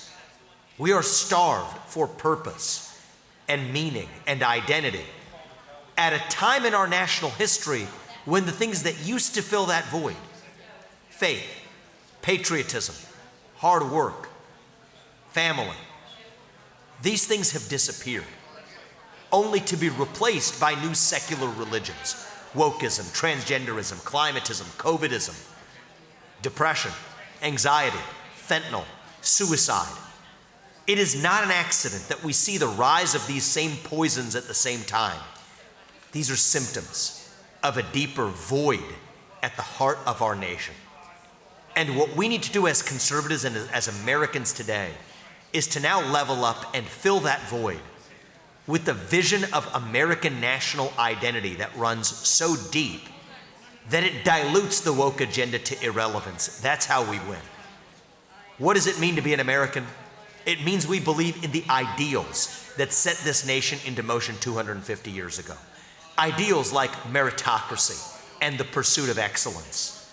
That you get ahead in this country, not on the color of your skin, but on the content of your character and your contributions. That is why I've said I will end affirmative action in America. Racial quota systems have been a cancer on our national soul. Means we believe in the rule of law. That if you're like my parents, you do get to come to this country legally, through the front door. But it also means that your first act of entering this country cannot break the law. That is what it means to be in a nation governed by the rule of law. What does it mean to be an American? It means we believe in self-governance over aristocracy, that the people who we elect to run the government ought to be the ones who actually run the government, not the deep state managerial bureaucracy that runs the show today.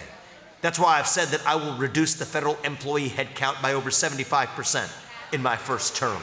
That is why I've said that, you know what, if a government agency should not exist, like the US Department of Education, we will shut it down and restore true accountability in government.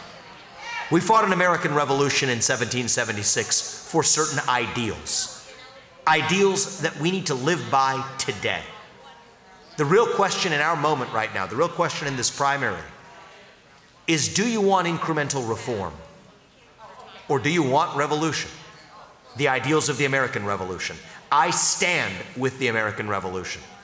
I believe that we the people can handle the truth about the origin of COVID-19, the truth about government tech censorship, The truth about a Hunter Biden laptop story that gave rise to a bribe that an administration is now making good on. The truth about what happened with that Nashville transgender shooter and the manifesto. The truth about what happened on January 6th. We, the people, can handle the truth. And we deserve a government that once again tells us the truth. That is what this campaign is all about. That is what the American Revolution was all about. It was about standing up for the truth. God is real. There are two genders. Fossil fuels are a requirement for human prosperity. Reverse racism is racism. An open border is not a border. Parents determine the education of their children. The nuclear family is the best known form of governance to mankind. Capitalism is the best system known to man to lift people up from poverty. There are 3 branches of government, not 4. And the U.S. Constitution is the strongest guarantor of freedom in human history. That is the truth. We stand up for the truth. We fight for the truth. That is what won us the American Revolution. That is what will win us the revolution of 2024. And with your help, we can make that happen. An outsider like me could not get this job done without people like you. I am grateful to you, our fellow patriots, for getting the job done. We don't need more super PAC puppets. We need patriots who speak the truth. That's all of you. That's me. Let's work together to revive this nation. E pluribus unum. From many, one. That's what won us the American Revolution. That is what reunited us after the Civil War. That is what won us 2 world wars and the Cold War. That is what still gives hope to the free world. And if we can revive that dream over group identity and victimhood and grievance, then nobody in the world, not a nation, not a corporation, not a virus is going to stop us. That's what American exceptionalism is all about. And that is what we together will revive to save this great nation. Thank you all. God bless you and your families. God bless our country, and we will save it together. Thank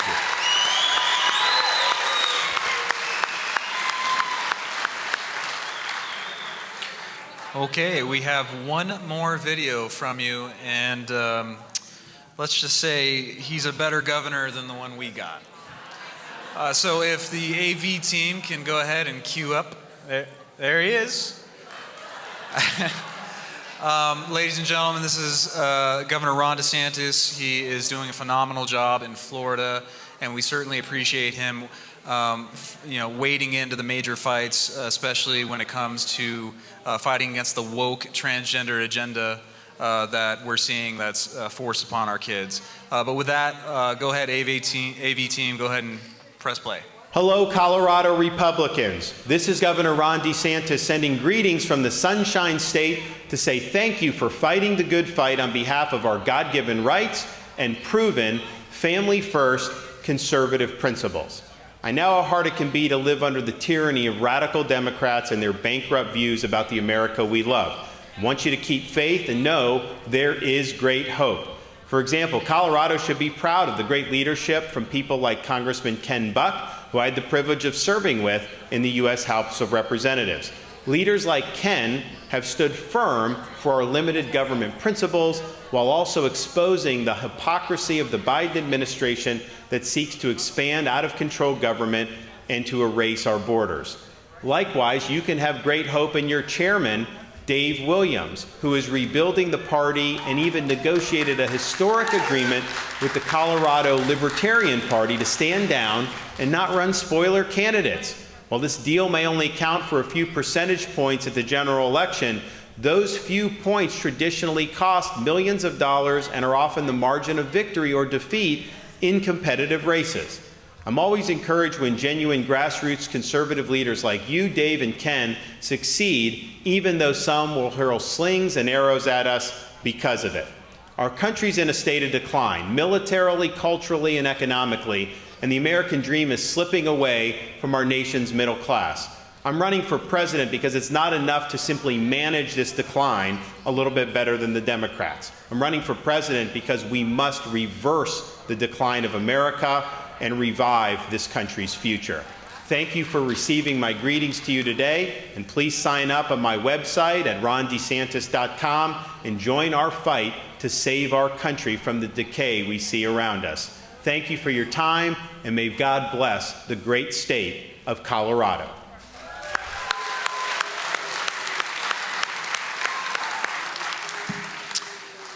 Okay, ladies and gentlemen, these are all the presidential candidate remarks that we have for today. And so we're going to go ahead and jump into officer reports while the Teller Committee finishes up its counts. The chair will go ahead and call forward Vera Ortegon and Randy Corcoran so that they can give their report and whatever other remarks they have for the RNC. So come on to the stage. You can give a round of applause, absolutely. So Vera, ladies first, you're recognized. Go ahead and give us a report. Thank you. 2 weeks ago, the RNC had the Western region flying come to Denver, and that's where we met the Western states. And I wanted to thank Vicki Tompkins, I don't know where she is. Vicki, thank you. She was especially invited, and she came. So Michelle Gray from Pueblo County, thank you for coming and learning about exactly what the RNC. I think it was a very successful meeting, and it was a 3-day meeting, and we learned a lot. Moving forward, in 2 weeks, we'll have the summer meeting, and the big thing there is the presidential debate. As of today, we haven't heard anything from President Trump. I think if he makes his mind, it will be the day before or the day of the debate. But we have other candidates. You heard Vivek talk to, and I think it will be and Governor Santos and many others. It's going to be a full stage, and that will be held on Wednesday, August 23rd. In the evening, and this is going to be in Milwaukee, Wisconsin. So look forward to being there, look forward to working with the whole team, and as a member of the Committee on Arrangements, it will be very busy there. So look forward, and after that, maybe in September, we can report back all the wonderful things that happen at the summer meeting. Thank you. The chair recognizes Randy Corcoran for a National Committeeman report. Hey, everybody. Am I close enough? Can't hear. Did I turn it off? Can you hear me? Before I give my report, I just want to take a moment to say thank you to so many of you. Not just today, but over the last couple months, I've received so much support from members of this committee and other Republicans over the unexpected death of my wife 2 months ago. And I cannot tell you how much it means in getting propped back up and pushed back into the fight. So God bless each and every one of you, and thank you very much for that.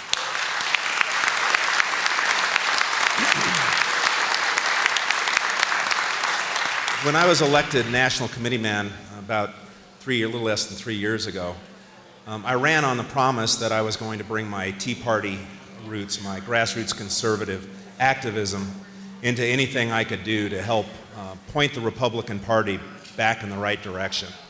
And I was proud to vote to censure Adam Kinzinger and Liz Cheney. I was proud to stand with almost a third of the committee to push for new leadership by supporting Harmeet Dillon when we elected a new chair, or another chair. And I was especially proud 2 or 3 weeks ago to be in Florida with President Trump and Tucker Carlson and Charlie Kirk and 7,000 or 8,000 energized young people at the Turning Point Action Committee, where 16 of us from the committee actually were able to interact with the people. We did a panel, we answered questions, trying to bridge that gap between the old Titanic version of the Republican National Committee and the one that we need to help turn this country around. And so I just feel energized by everything that I've seen. Day before yesterday, I got this in the mail. Did anybody get this? We've got this Amendment 7 coming up, where all we're doing is asking you whether you want to change the threshold on one vote, where the state and the law imposes this impossible threshold to make it necessary for our voters on this committee to either show up or submit a proxy, or else their vote will count as a yes, to try and help us get closer to that impossible threshold. And the only arguments I've heard against it come up in stuff like this. Dick Wadhams in a news column referred to our chairman as Comrade Dave. I got notes from people I respect and admire and that are friends like Eric Odland that said it's un-American. And I saw signs coming in that said we're stealing the committee's votes. And that's absolute nonsense, because we're here today in an open forum with look at this open transparency. It's unbelievable. I love it. To simply ask you to decide if on this one very narrow issue, we want to make someone who can't take the time to even submit a proxy if they can't be here in September and have that vote counted as a yes. But we got to stop this nonsense. This is not how Republicans grow our party, and I'm very, very embarrassed. And the very last thing I need to address is a rumor that I've been hearing in the corrupt, coordinated, Democrat-controlled media. It came up here in a couple conversations that I've had, that somehow John Eastman and I were paid $50,000 apiece to bring this lawsuit to close our primary, or that we were demanding $250,000. I mean, it's just incredible. John and I went ahead and signed off and filed this lawsuit just last week because we know it can't wait. And we haven't received a penny. We haven't received a penny. I hope we can get paid. I hope you'll contribute and help. The Democrats have no trouble funding their lawfare. And this is our effort in Colorado to try and push back. But none of those stories are true. So thank you guys. God bless.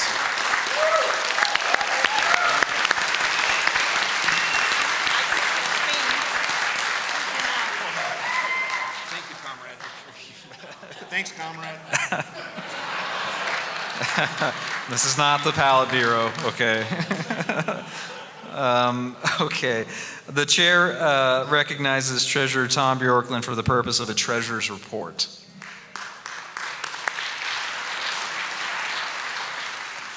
And just a little bit of housekeeping, Tom, the AV team is going to just look to your signal as they put the slides up. Go ahead and start the first slide for Tom's report. And Tom, go ahead and take it away. Okay.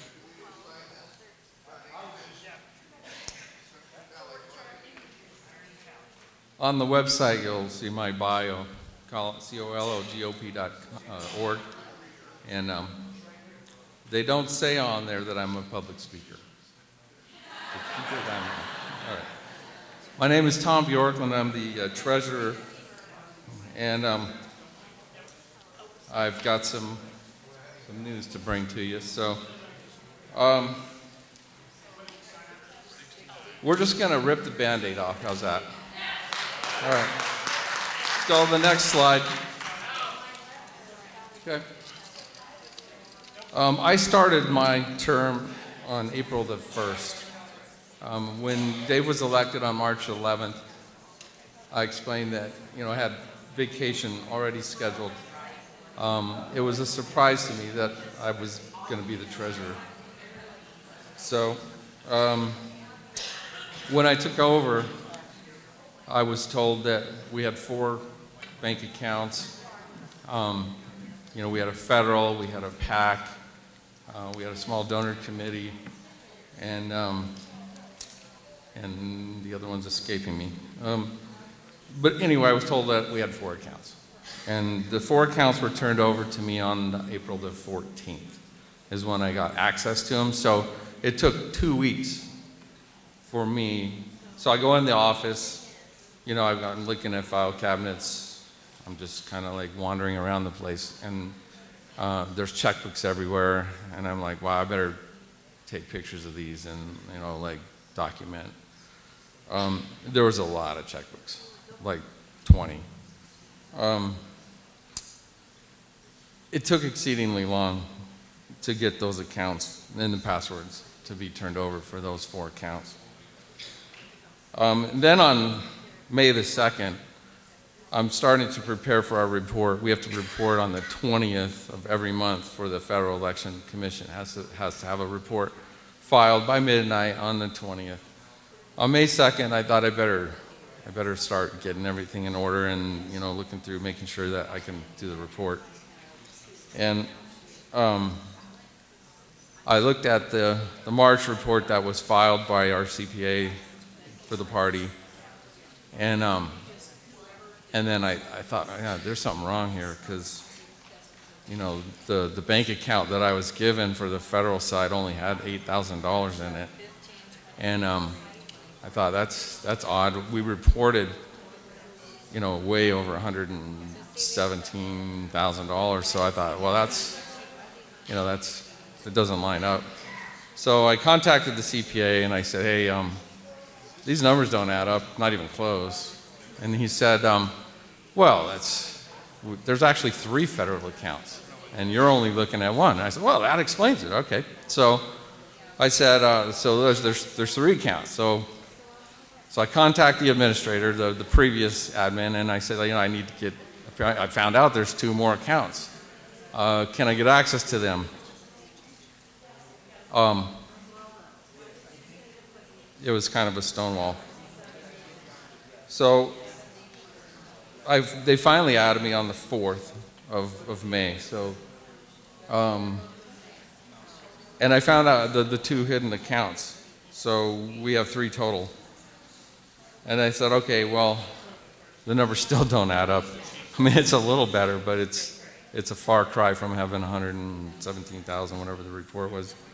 I said, I'm going to look into the QuickBooks. Maybe there's something there. But I wasn't given access to our QuickBooks file. So I didn't have any way. I knew we had a QuickBooks file, just from conversations that I'd heard, but I was not given the QuickBooks file. So I was frustrated with the person I was talking to, the former employee, and I went to the CPA. The CPA said, well, I have an older QuickBooks file I can turn over to you, but I don't know that it's up to date. There's probably a newer one, and you'll have to talk to the admin to get it. And the answer more or less from the admin was just silence. So there was no answer. I couldn't get the QuickBooks, and I couldn't get an answer as to why I couldn't get the QuickBooks. So we got the QuickBooks from the CPA. It was an older version. I wasn't able to open it. We had to struggle with it for a while. Anyway, the QuickBooks was turned over on the 12th, May the 12th. So keep in mind, in 8 days, I've got to make a report to the Federal Election Commission, and I still don't have the QuickBooks file. The bank accounts don't line up with the cash on hand. And so what I'm going to do is kind of just walk you through what I saw in the order that I saw it. We want to go to, yeah, right on. Our AV guy's fantastic. So this is what I saw. Our ending balance on March 31st for the federal operations account was $8,769.55. You might want to get your calculators out, a little piece of paper, whatever. Okay, $8,769.55 in one account. The next account, Federal Victory Transfer account, we had $14,381.45. So I'm like, oh, good. What's the other account going to show me? Next account, $1,303.93. So I'm scratching my head. I'm like, wow, that doesn't add up at all. The next report, this is our federal election report. This is what we reported that our cash on hand was. See the big red arrow? $117,000 $788.45. So that should be the cash on hand. It closely mirrors what we were told in the meeting. I thought, okay. Here's the reality. On that report there, so we have $8,769.55, and that report was revealed to me in April. That was the first account that I got. The other two accounts, I call them hidden accounts, because I mean, you don't know what you can't audit things you don't know that you have. And so there's the $14,381.45, the ending cash $1,303.93, cash in the bank total $24,454.93. That's a far cry from what the FEC report shows. In fact, we're off by $93,242.52. So I talked to the accountant. I said, this is highly unusual. And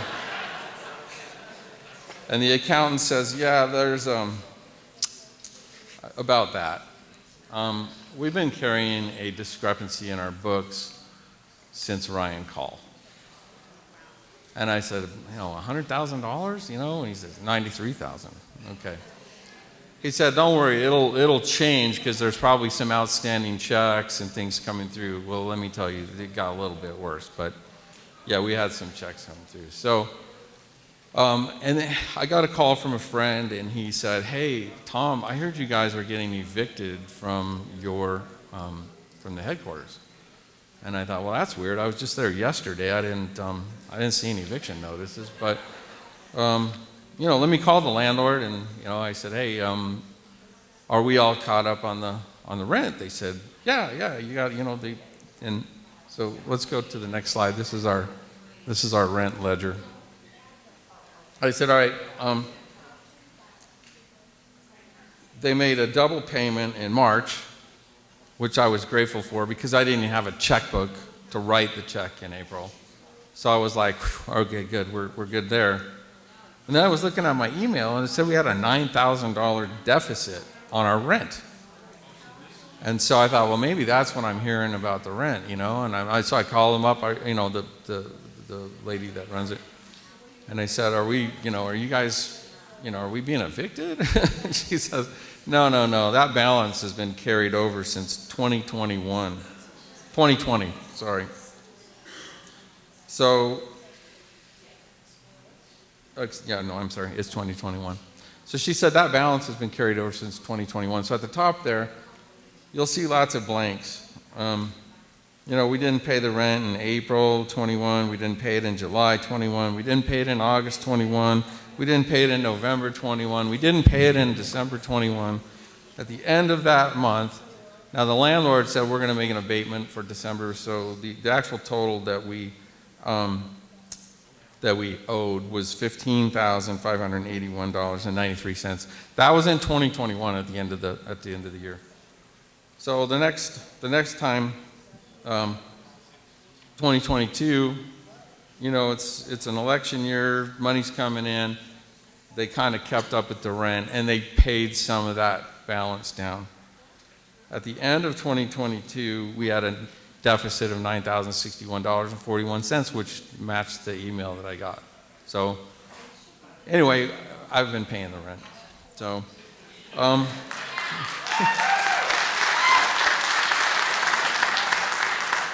but we still owe $9,000.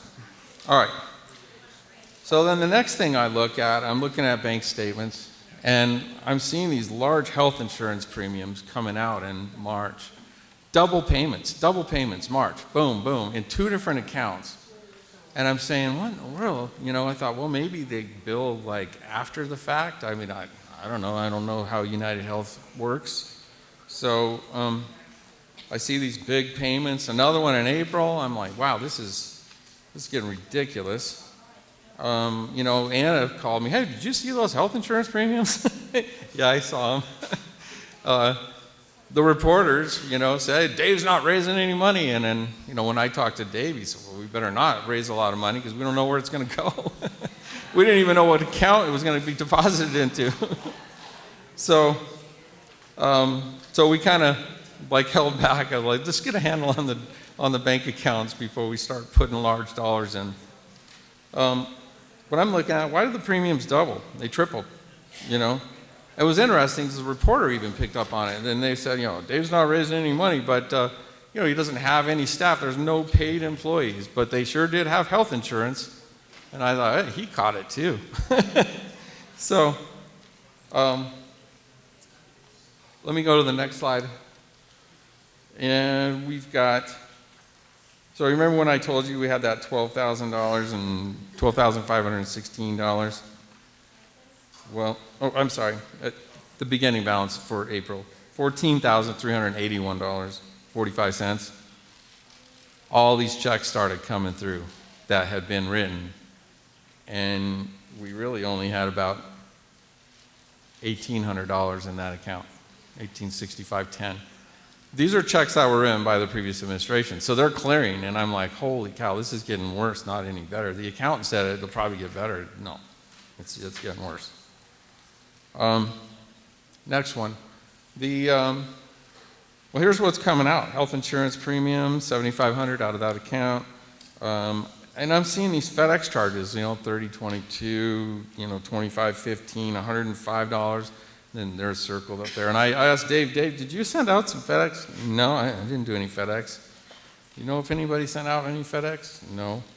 So our secretary, Anna, starts poking around. She finds an email that says, close the FedEx account immediately.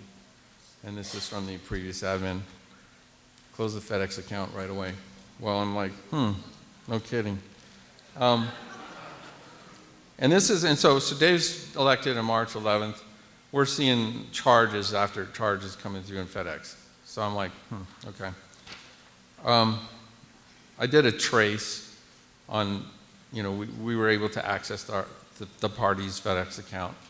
And we did a trace, and we found out that they were being used, the FedEx charges were personal use from an employee at the office. So I'm looking at the, so anyway, we contacted FedEx, and we clawed that back. We said these are unauthorized charges. Nobody was aware of this that took over, and we got that money back.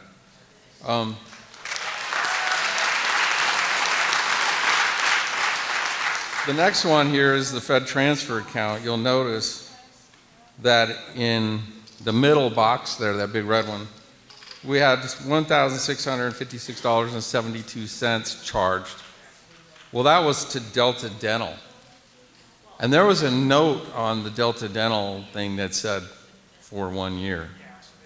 We have no employees. Why are we paying Delta Dental for a year? Kind of baffles me. The next box on the right is a reimbursement. We have an employee at the branch reimbursing herself, writing her own reimbursement check. I've got no receipts for that. I don't know what that was for.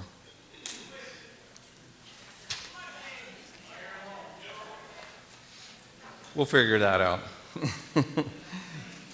So it was an employee. So I'm trying to walk a fine line between respecting the employer-employee relationship. We are the employer as the party and as an officer. So that's true. And I don't mind telling you in person, but I don't want to make an announcement and then have some attorney contact me. So we'll just fight. It's not that hard to figure out. Next one, all right? RAV guy, man, those are terrific. Here's the check to Delta Dental. You'll see that in the box, $1,656.72. It was written on 3/15 after the chairman was elected. So chairman's elected 3/11, and there's the actual check. I blurred out the signature, but and the account numbers just in case the media wants to run with our check. And there are Democrats in the room. So the next The next one, that's the note that was on the back of that check to Delta Dental. Delta Dental, 2023, payment for a year. Okay, that's a little unusual. I own my own business. I have employees. I've paid health insurance, and I've never seen that happen where the employees leave and then they get Delta Dental insurance. They get United Healthcare. I asked Dave, is that something that you guys worked out? No, nobody ever mentioned anything about any healthcare insurance. So we have an employee that resigned. And anyway, this is the next one. Okay, United Healthcare, March 6th, another United Healthcare, March 13th. And the reporter that I read, said, why are they paying all this health insurance? They don't have any employees. And I'm like, that's a good question. So anyway, this is an email that was sent to the health insurer.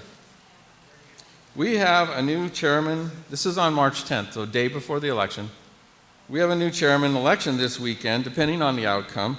We will probably have some new staff joining, and so I wanted to give you the heads up as we might be adding. So this is an email to our health insurance provider, the insurance lady. In addition, after April, we're moving operations virtual. I'm trying to get our United Healthcare address updated to go paperless so we don't miss anything with this change. Can you help with that? Well, okay, so we're going virtual. Dave, are we going virtual? No, apparently not. So we got this email that was internal. And so the next slide, this is what was submitted to United Healthcare. I redacted the phone numbers, so the employee, actually the plan administrator for United Healthcare, for the party, made sure that her insurance was covered up through September. And she made sure that we wouldn't be getting the statements. They would be going to her home and to her personal email.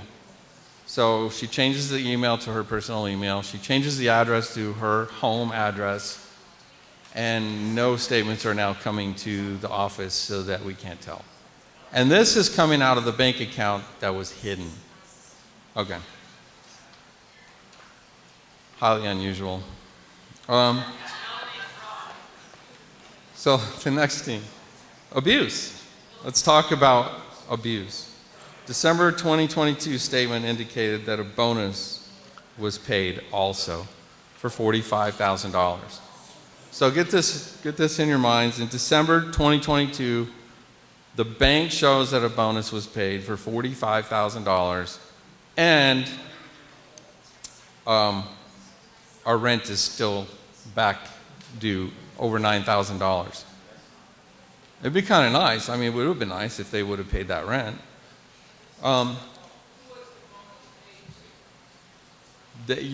That's a good. Who's the bonus paid to? Well, that's a good question, because here's the problem. Our payroll company is a large company called iSolved. They are refusing to give me the ledger. I contacted the admin, the person that worked for the party, and I asked for the username and password so that I could get in and download the ledger. And I was told, what do you need that for? Well, because I'm the party treasurer. So the payroll company, to this day, I still don't have the ledger. We've sent them threatening letters. Dave sent them letters.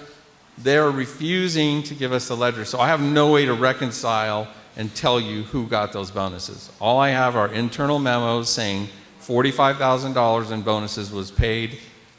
And we did find a couple of pay stubs that indicated bonuses were paid to a couple people, but it doesn't reconcile.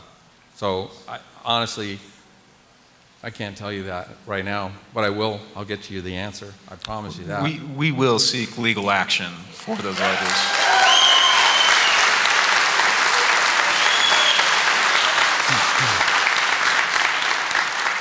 So I call iSolved and I'm being stonewalled. Absolutely, like, no, we're not giving you the records. You're not on your name isn't on here. I sent them meeting minutes. Look, I was appointed as treasurer. I've got the chairman's approval. You know, I'm really officially the treasurer. So they're saying, yeah, too bad. You're not the person that we're going to contact. It's this other person. Well, that person doesn't work for the party anymore. Doesn't matter. If she gives us permission, we'll turn it over to you. Not getting permission from that person. Okay. So I sent a demand letter and I said, look, in January, because iSolved, we fired them, okay? And as soon as, you know, we had January, February, March, where people were paid, taxes were withheld. I told iSolved, you guys are going to be in a bit of a predicament in January because I have to file their W-2 forms. And I can't file W-2s if I don't have their payroll information. She said, let me talk to legal about that. And the next day she said, okay, we're going to release the W-2s to you, but I still don't have pay stubs. So I have this stuff I can file our taxes, thank God, but iSolved is not giving us the ledger. I can't tell you who got bonuses. I can't tell you how much they charged. I can't tell you, unless I look at the FEC reports, which, by the way, are not accurate. So, that's under abuse. Let's look at the next statement. And I'm looking at the statement, December 31st, we had an ending balance of $105,123.83. Let's go to the next slide. On December the 13th, we had 40, there's that bonus. See what it says there? Payroll bonus, where the big red arrows are. I don't know if you can see that. It says payroll bonus, $45,000. So that's what I was looking at. I'm like, well, somebody got a bonus. And so we need to get those records. Let's talk about other. And that's wasted money. We had 3 storage units. One of the first things that I saw, I saw these storage units, and I'm like, what are these storage units about? So I found out they were this public storage. I called them up. They said, yeah, we're about to go to auction. And I'm like, well, I just got the checkbook, so I'm sorry that your storage hasn't been paid. So I ran down there. I said, look, you know, I don't know what's in these storage units, but there's 3 of them. I mean, shoot, it could be all kinds of nice stuff and cool desks and everything. And, you know, we're paying $795 a month for 3 storage units. And from what I can tell, that went on for 10 years. So, you know, $85,000 later in storage fees. Okay, so I open up these, I find the keys in one of the offices there, and I run down to public storage. I open it up, and this is what I saw. Storage unit 1, not even quarter of the way full. Storage number 2, things are falling over. All this stuff is really, really dusty and dirty. I don't think anyone's been in these units for a long, long time. Storage number 3, dusty boxes, dirt, just $80,000. Okay.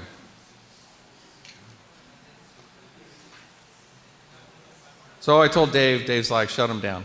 We're going to, you know, shut them down. I said, well, I had to pay it to look inside. I mean, who knows? We could have had a pallet of gold bars for all I know.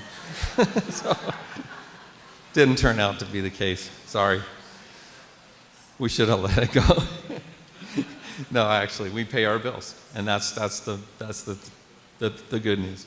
So anyway, what I want to talk about right now, though, is new beginnings. Okay, let's end on a positive note. We clawed back the United Healthcare payments.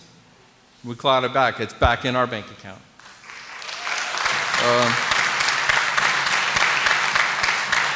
We clawed back the Delta Dental payments. It's back in our bank account. We shut down those storage unit rentals. We consolidated everything into our current facility, and we threw out the trash.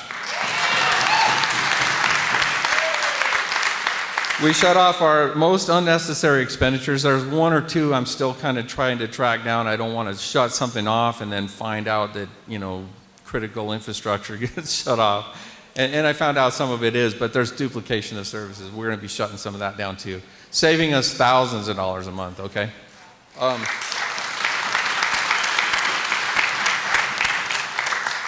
We clawed back the provable inappropriate FedEx charges. And as treasurer, I'm working on a confidential project right now. And I'll tell any one of you personally, but right now I don't want to announce it to the media or to the world, but we're working on a project that I will bring in 6 figures by, I'm going to say, to be conservative, March, but I'm hoping by December. It'll be a nice Christmas present. After placing a freeze on the bank accounts, and I mean that in terms of just minimizing the amount of activity. We didn't actually tell people you can't put money in. But we wanted to track where's this money coming from. I wanted to understand the flow where, if somebody makes a donation, it goes in here, it ends up, which bank account, et cetera. So we're tracking down old expenditures for credit. And there's, for example, one of these services that we've been paying for years is, hundreds of dollars a month, and it's on an expired credit card that expired 2 years ago. We're going to claw that back. We shut off all the debit cards of every single person in the office, previous, everything. I told them I don't want a single debit card out there. And I saw these Best Buy charges, and we found out there's some equipment. Now, you guys got to check in, and all those equipment, and I apologize if the equipment was running slow. That's part of the equipment. And we had to use what we had. But there was some new equipment bought. It isn't in our inventory. I don't know where it is. We're going to claw it back.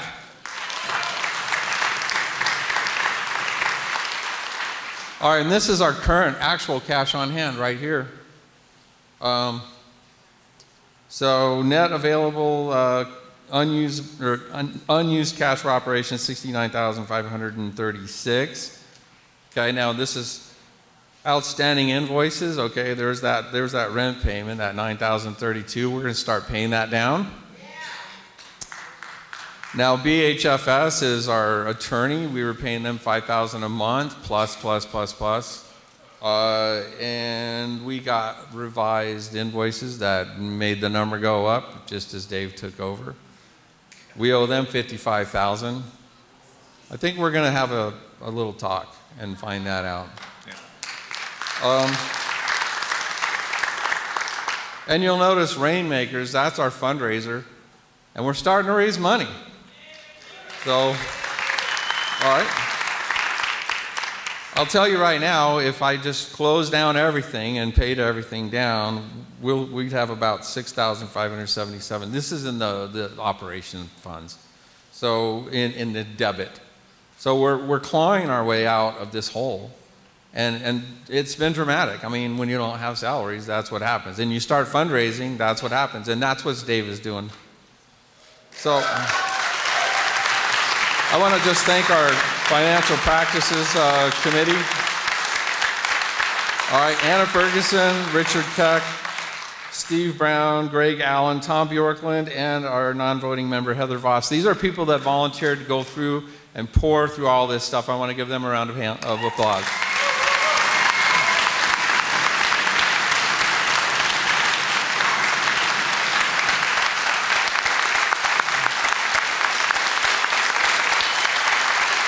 And last, but not least,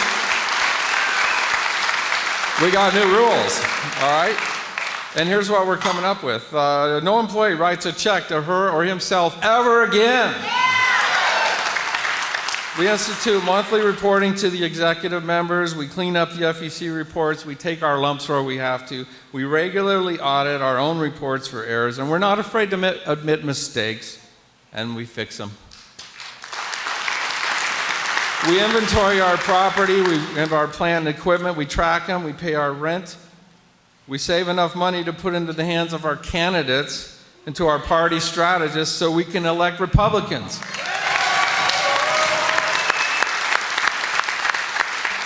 And that's all I have for you. And don't let the media get you down. Dave is doing a great job.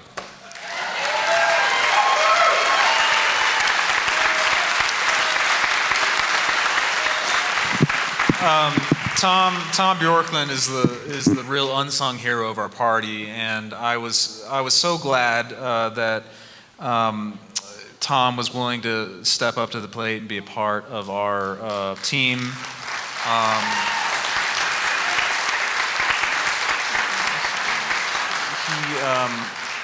Mr. Chairman. Yes, sir. John Fielding, Douglas County. I have a question for the treasurer, if I may. For the treasurer? Okay. He referenced in his last slide something about Republican strategists. That wouldn't be people, denizens of the consultant class that many of us are suspicious of, would it? Mr. Chairman, would you like to answer the question?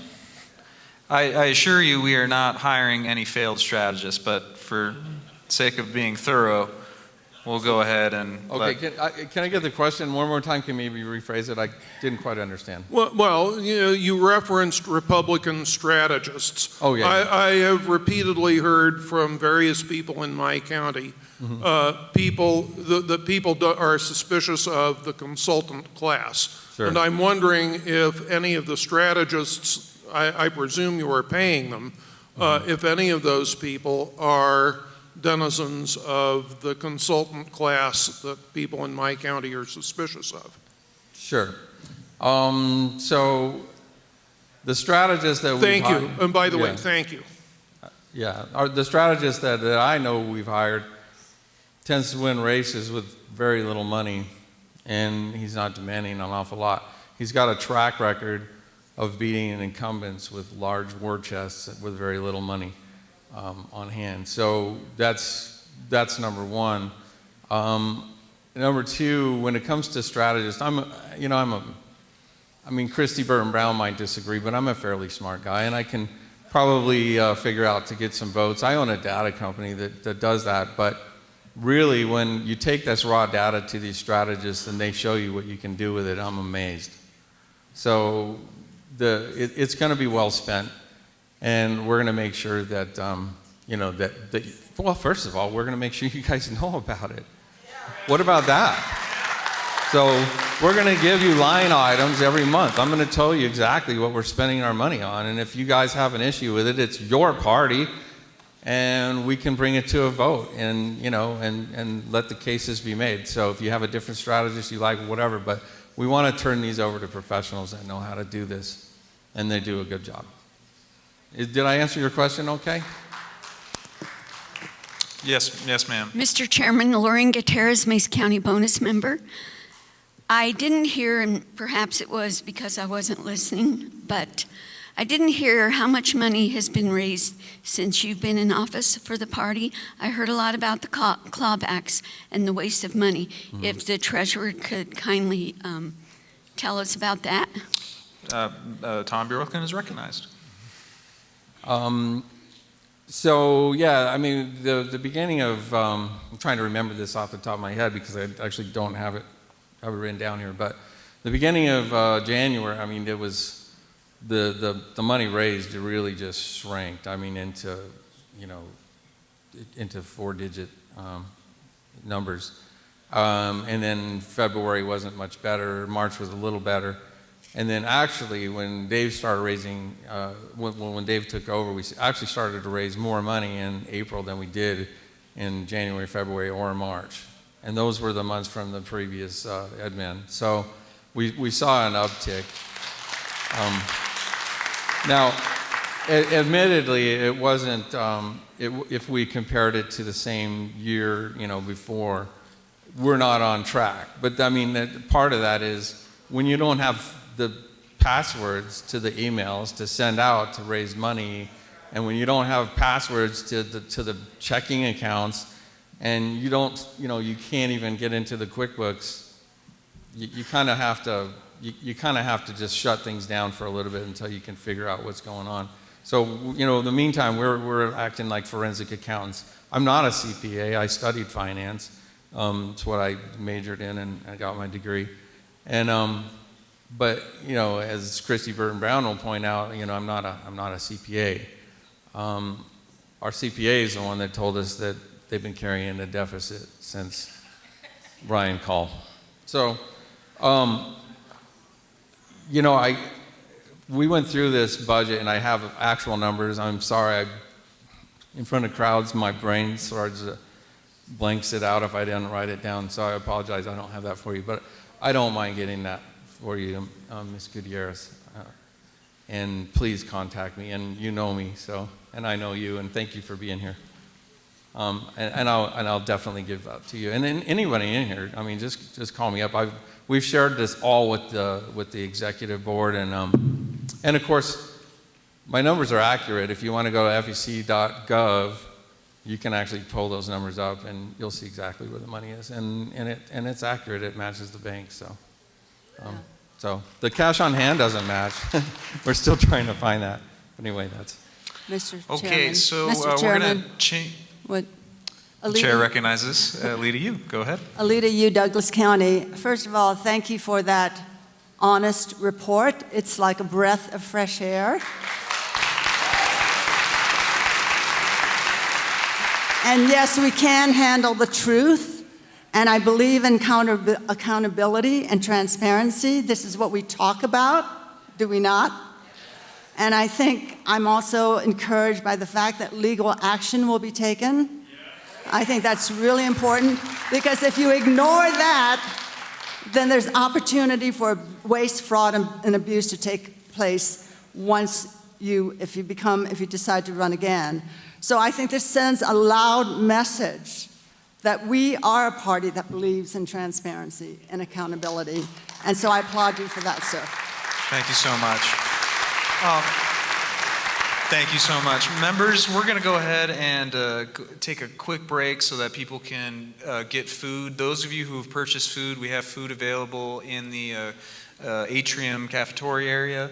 And so feel free. We're going to take about 5 minutes, because I believe the teller committee is very close to finalizing their numbers. So why don't we all just take a 5-minute break, go ahead and get some water, coffee, and certainly your food. Meeting will be in recess.